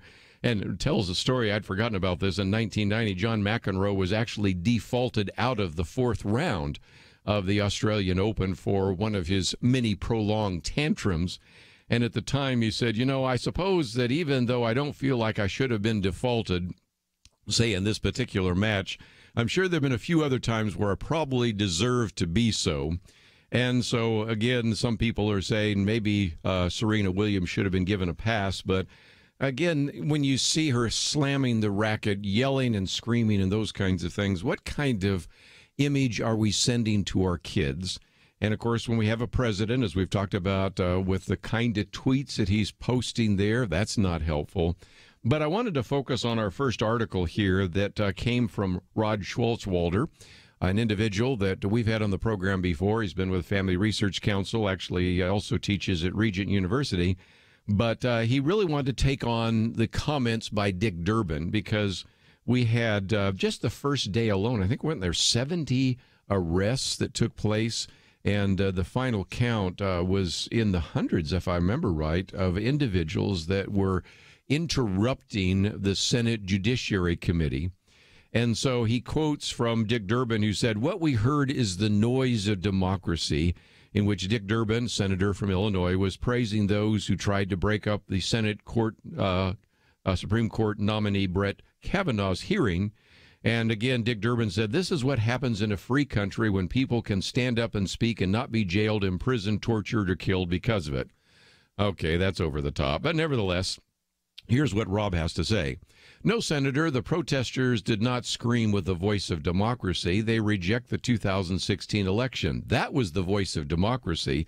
They howled with the voice of bullies who want to subvert democracy." And then he takes on, of course, something we talk about on this program so often. Because, first of all, is America a democracy? No, it's not. Not in the way that Durbin thinks, Rob says. He says America is not and never has been a democracy in the sense that people vote directly for what they want. We're a republic. People hold political power but delegate the exercise of that power to people who they elect to represent them in government. This is true not just at the national level. It is also true from the smallest town council to the governorships of the 50 states. Rob Schwartzwalder goes on and says, "The founders of our country wisely recognized that letting people govern directly would result in chaos and collapse. Why? Well, we're very sinful and very fallible sons and daughters of Adam. We're prone to leap before we look. We get caught up in the moment. We're too easily manipulated. The appeal of a Bernie Sanders to so many people is the appeal of a demagogue, even a sincere one to people who are frightened and alienated, and that's a good number of Americans these days." He goes on to say that good judgment would be trampled as unchecked and easily influenced feeling rushed over us. Emotional highs and lows, not virtue and caution, would shred the public good. Chaos is the danger of a direct democracy. You can't take a step back and think when the majority gets taken with a bad idea. When strong feelings and weak thinking give honor the boot, dictators can be seen in the shadows waiting. He goes on to say that in the Federalist Papers, James Madison put it this way: "Democracies have ever been spectacles of turbulence and contention, have ever been found incompatible with personal security or the rights of property, and have in general been as short in their lives as they have been violent in their deaths." That's what can happen when Durbin's idea of democracy is put in action. That's why we shouldn't be too quick to talk about the voice of the people and the noise of democracy. His democracy doesn't mean Americans together deciding what we should do as a nation is the best possible way in this imperfect world. It means angry people who lost an election trying to overturn it. And that's why we have long governed ourselves through elected representatives, men and women who are supposed to be enough detached from the roar of the crowd to exercise wisdom, not whimsy. We need government of some kind. We don't need dictatorship. Definitely, we don't want kings or Führers or great leaders running our lives, but we don't want chaos either. Do our elected representatives always exercise wisdom? No, they never have, and they never will. Politicians want to get elected and then reelected. Pandering to voters is as old as the franchise. A young George Washington chided the guy he hired to get him elected to the Virginia House of Burgesses for being too stingy with alcoholic refreshments for the voters. That, by the way, is in the third chapter of the book that we talked about in the first hour, Eric Eggers, where George Washington, the first time he ran for the House of Burgesses, lost because he didn't give out enough alcohol. Incredible story, but true, nevertheless. Then Rob Schroedwalder ends by saying this: but representative self-governance is still the best, to at least give public debate a chance. It's often worked, and when it hasn't, the structure of the republic, community, regional, state, and national elections held with routine regularity, a free press, free speech, the right to assemble, and the petition in the same manner one's government provides an ongoing method of self-correction. Each of our states is a republic in itself. The United States shall guarantee to every state in this union a republican form of government, says our Constitution. Each one, with electoral votes and 2 U.S. senators, have the potential power to pull back the nation from the brink of any headlong impulse. He concludes by saying the rage displayed at the Kavanaugh hearings was the fruit of a failure to accept the Republican nature of our country. That's sad, since representative self-government, grounded in the high character of those who exercise it, really is what Lincoln called it, the last best hope of earth. Our great and ultimate hope in its sovereignty of a gracious and eternal King of Kings. But under him, should we not seek to strengthen and sustain our unique nation, one grounded both in a recognition of human sin and an appreciation of human dignity? And that's afforded hope and liberty to tens of millions, exactly because it's a republic, not a democracy. So again, not only an opportunity to say that all of the disruption was not the noise of democracy, and more importantly, to teach a lesson that we try to teach here every once in a while, and that is the United States is not a democracy. We are grateful that it is not. It is a republic. And one of the reasons why it takes so long and takes so many steps to pass a particular piece of legislation into law is so that we can maximize the opportunity to have a cautious reflection of the impact of that. And whenever we've rushed through particular pieces of legislation, the Affordable Care Act being the best example most recently, we end up with a disaster that we have to try to deal with later on down the road. So nevertheless, wanted you to have a chance to see that particular piece by Rob Schroedwalder. And when we come back, the New York Times has been criticizing the fact that maybe we're pushing these particular nominees, Neil Gorsuch and now Brett Kavanaugh, through the process too quickly. We'll give you some facts and figures to dispute that right after these important messages. From Universal 1440 comes Unbroken, Path to Redemption. Based on the best-selling book telling the rest of the true story of Olympian and World War II hero Louis Zamperini. Tonight, there's a drowning man just looking for some type of hope for the future. But there's a lifeline. Just reach out. Unbroken, Path to Redemption. Rated PG-13. May be inappropriate for children under 13. In theaters September 14th. More information is available at unbrokenfilm.com. You don't become an Olympian without investing all you've got. You don't become a war hero without putting it all on the line. Those who leave a mark on this world demonstrate they believe in something greater than themselves, a purpose, a cause. In a time of fake news, the need for solid information is perhaps greater than ever. Bring truth to the nation by joining the Truth Team at Point of View. Our cause needs heroes like you. Demonstrate what you believe. Visit pointofview.net/team or call 800-347-5151. Pointofview.net/team and 800-347-5151. Point of View will continue after this.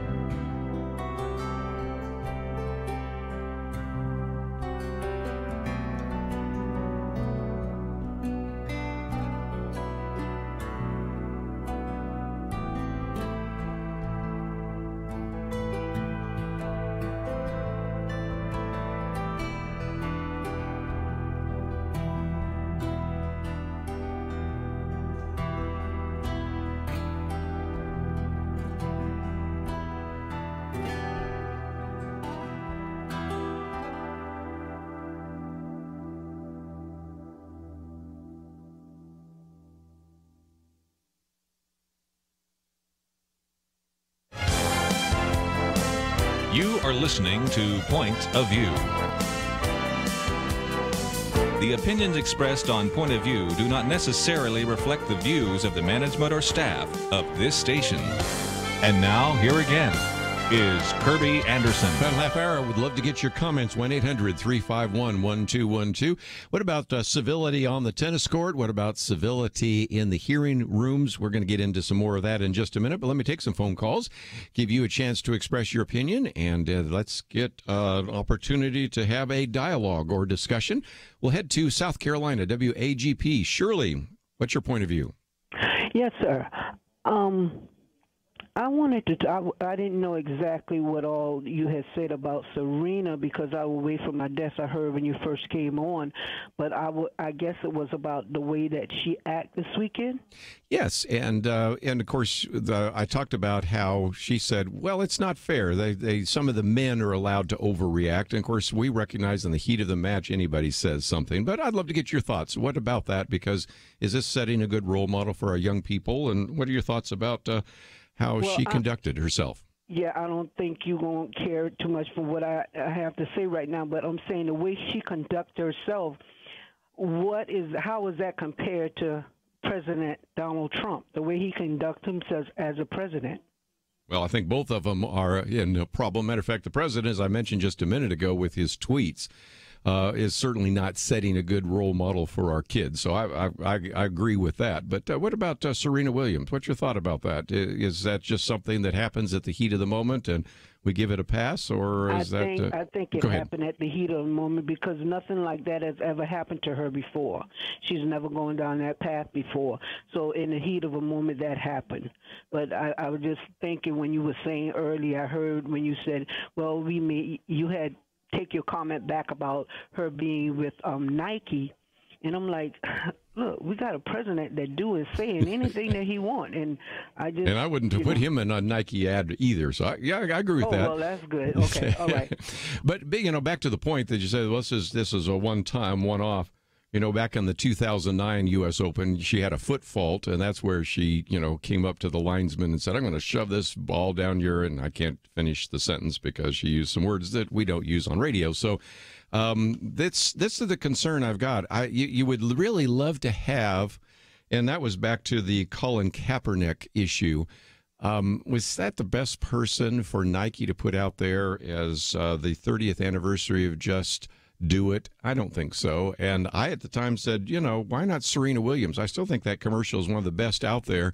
It's kind of faded a little bit in light of her behavior on the court and afterwards, but nevertheless, I still think it was one of the best Nike commercials I've seen in a long, long time. And if you've not seen it, I don't know if they're going to be showing it now lately, but it started where they had some kind of grainy film of her father say, now, Serena, pretend, or basically, I don't even say pretend, say, you're in the U.S. Open. And so she's hitting the ball, and then the next minute you see the adult Serena Williams in the U.S. Open, and then it goes back to her as a child hitting a backhand, and then you see it on the U.S. Open. I thought it was really good in a number of levels because it talked about fathers and daughters and those kinds of things. So nevertheless, that's one of those issues I thought I would put on the table, and if you would like to join us and speak to this issue of Colin Kaepernick, Serena Williams, or others as part of their Nike ads, we'll see where that takes them. But let me get back to the other aspect of the issue of civility,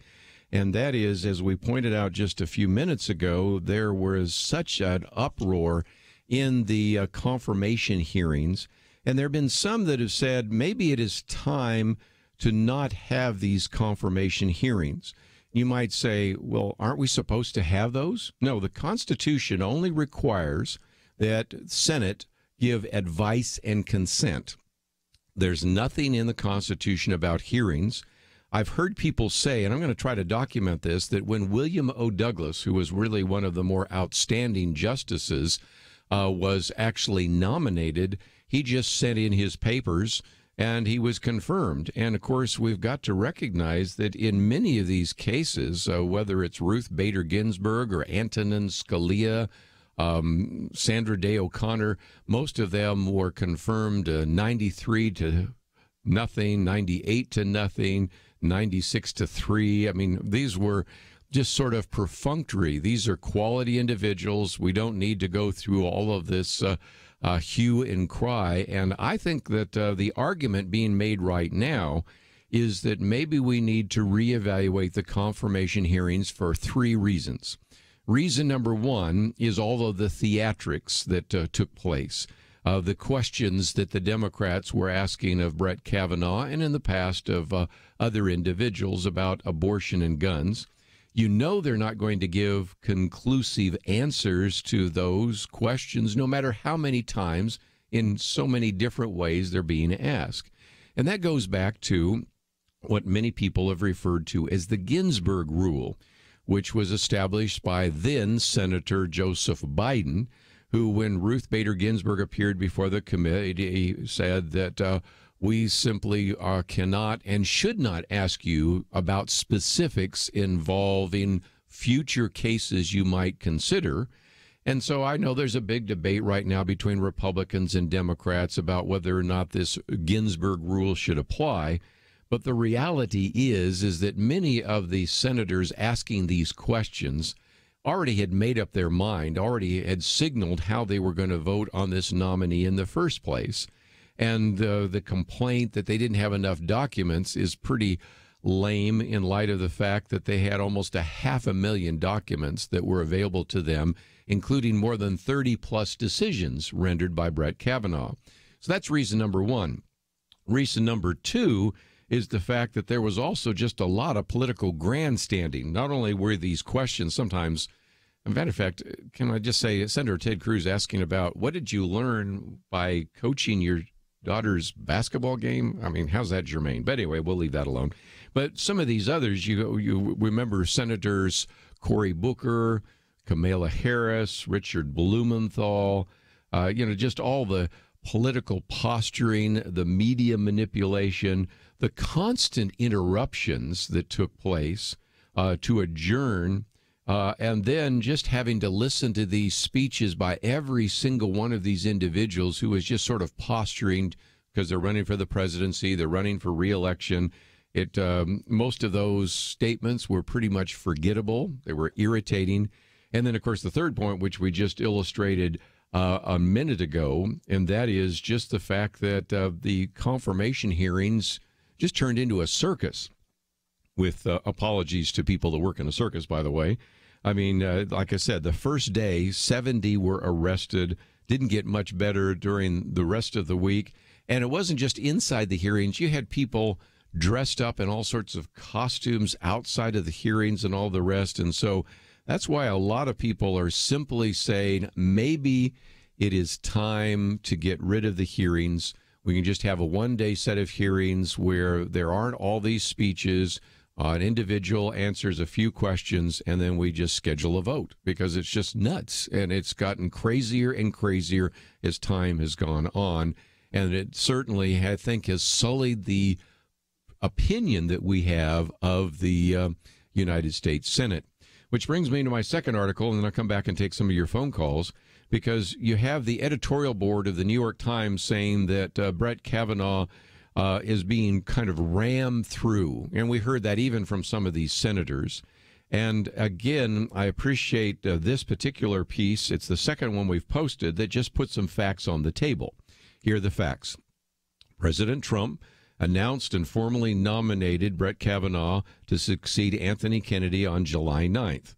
Then, assuming a vote occurs sometime in the third week of September, we're talking about the 20th right now, that would be approximately 74 days between the nomination and the confirmation. Now, according to the New York Times itself, in previous evaluations, they've shown that a Senate confirmation has never taken more than 125 days. And if you look back over some of the most recent ones, 74 days is about average. For Neil Gorsuch, it was 66 days. For Ruth Bader Ginsburg, it was 62 days. And even this 74 days would be longer than the confirmation hearings for Breyer, Roberts, and Sotomayor. So nothing is being rammed through compared to exactly what has happened in the past. And as I've pointed out before, whether you look at Breyer, Sotomayor, Ginsburg, or others, those received overwhelming confirmation votes, even though some of them quite liberal. Some of them, Breyer had a bit of a cloud over him at the time. Ruth Bader Ginsburg had been a lawyer for the ACLU. But the assumption up until recently was that a president should be given his or her right to name those individuals to the court, whether it's the high court or the appellate court or the district court. It's only the Democrats, and especially some of the senators in the Democratic Party, that have changed some of the rules. Let's take a break, though. When we come back, some more of you'd like to weigh in with some of your comments. An open line this last segment, 1-800-351-1212. We'll take those calls right after this.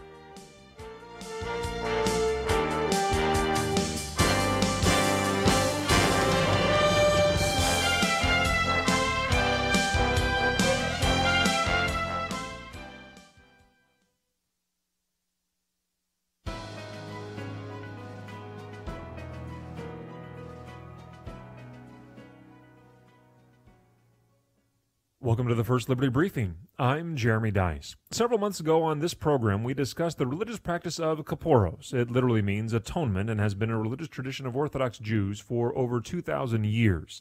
On the eve of Yom Kippur, some Orthodox Jews will recite scripture and then swing a live chicken over their head while reciting a prayer like, "This is my substitute, this is my exchange, this is my atonement. This fowl will go to death, and I will enter upon a good and long life." The chicken is then butchered in the kosher fashion, and the meat of the chicken is then often donated to those in need of food. The ceremony invites the participants to contemplate their own mortality and appreciate the atonement of their sins. We represent the Chabad of Irvine that was sued by animal rights activists in federal court during the Holy Week of October of 2016. I'm pleased to report that that lawsuit was recently dismissed. We will continue to defend this synagogue at the United States Court of Appeals for the Ninth Circuit, but the practice should continue for at least the foreseeable future. Rabbi Alter Tenenbaum expressed his relief well. He said, "We are overjoyed that the judge saw the wisdom of protecting our ability to practice a cherished tradition of our faith. This is a great victory not only for the synagogue, but for all Americans who value our constitutional freedoms." To learn more about this case and how First Liberty is protecting religious liberty for all Americans, visit firstliberty.org. You can learn how to protect religious freedom in the workplace, public schools, your church, the military, and more by downloading First Liberty's free Religious Liberty Protection Kits at firstliberty.org. That's firstliberty.org. If you want hope for religious freedom, go to firstliberty.org.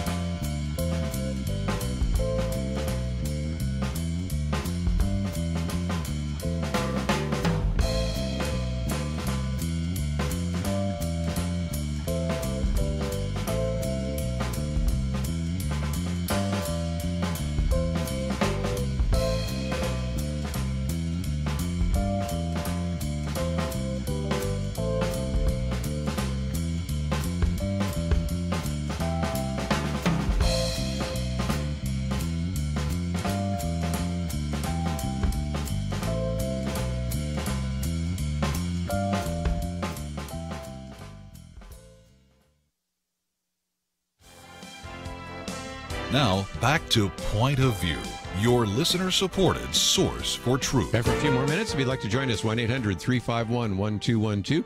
Let's go to California, KYCC. And Jane, thank you for joining us today here on Point of View. Thank you, Kerby, for taking my call.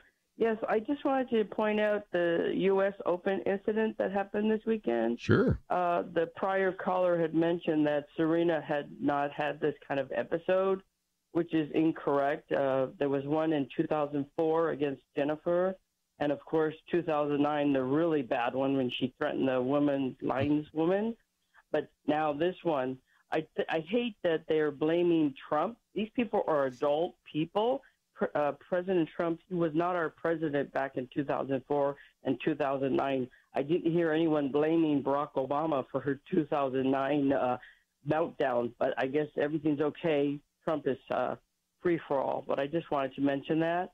And also the young girl, when she goes out there to play, it doesn't matter who she's playing. She's playing to win, and she did that. She played unbelievable.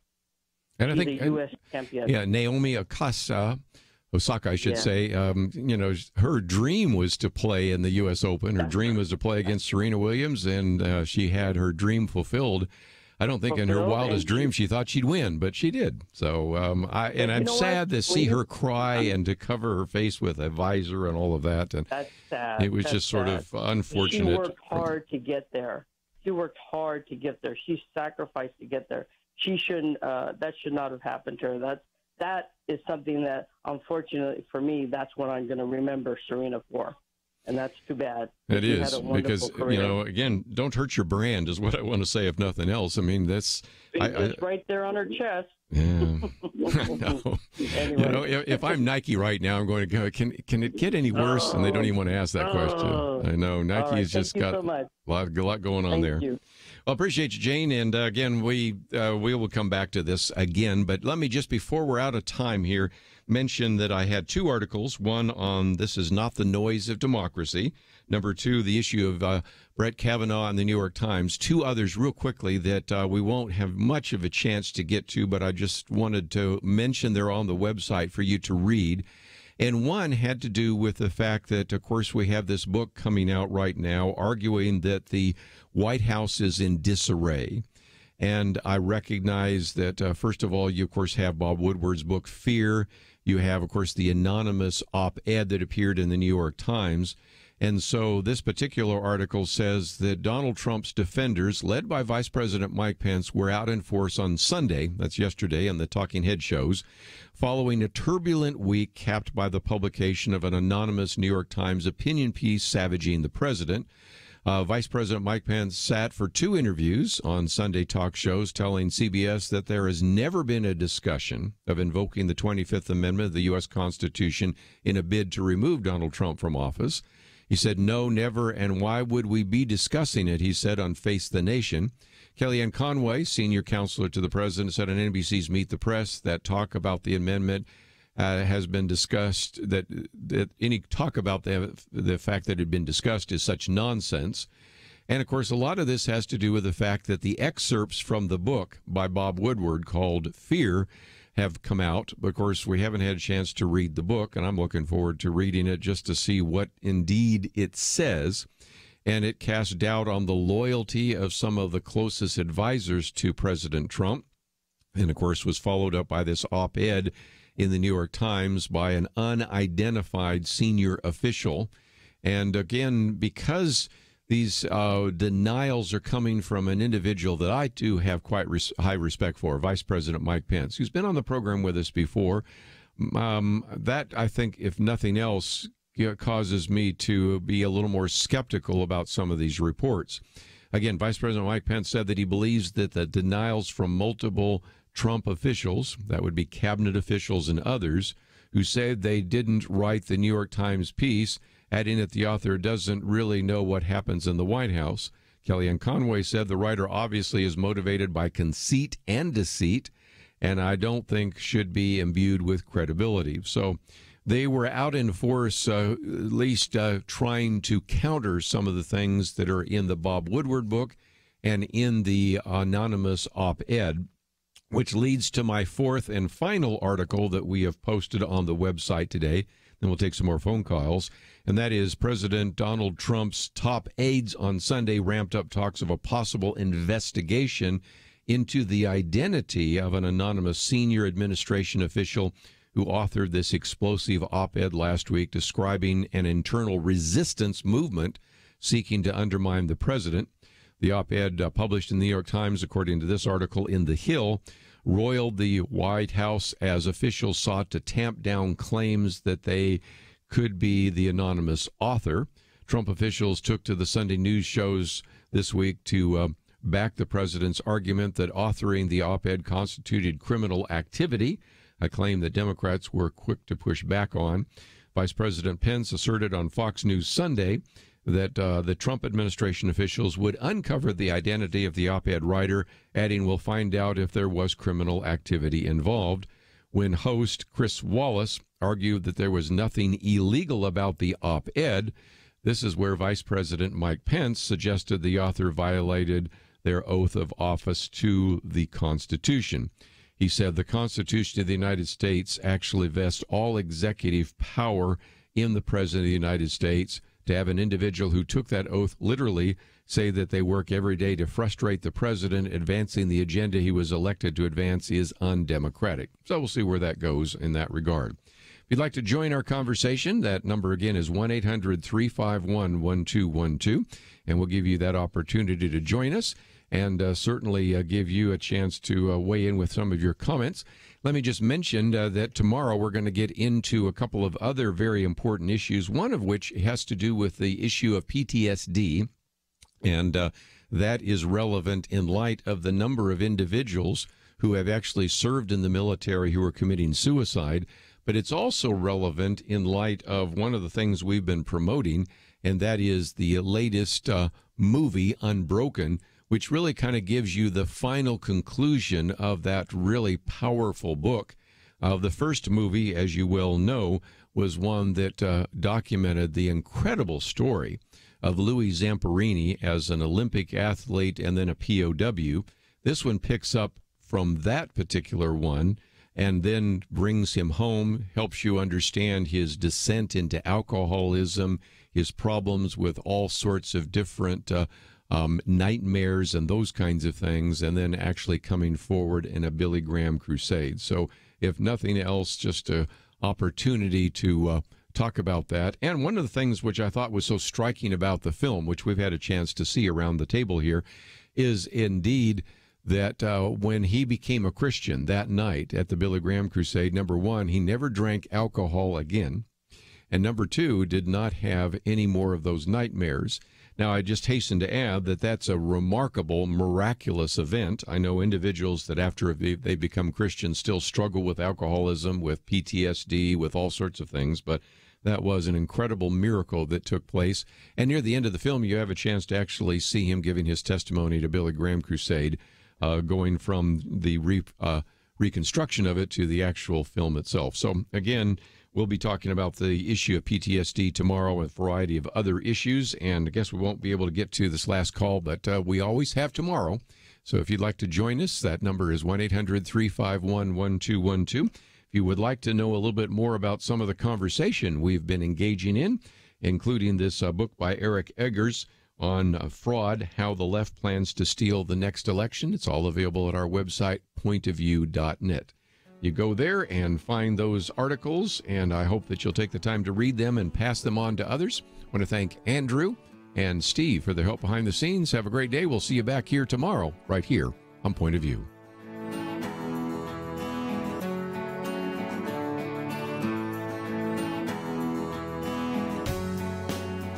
There is no more dangerous time than when things are going well. Remember Elijah on Mount Carmel? Fire came down. There was no doubt who was God, but what happened next?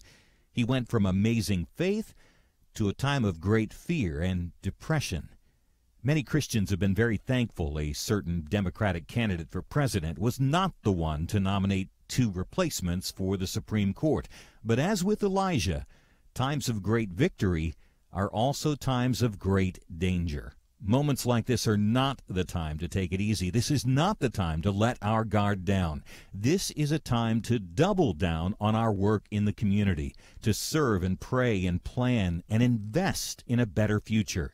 This is the time to join Point of View's Truth Team 360 to make sure today's promising gains are not lost tomorrow. Show your commitment to our future by visiting pointofview.net/team or call 800-347-5151. Ask to join the Truth Team. Pointofview.net/team and 800-347-5151.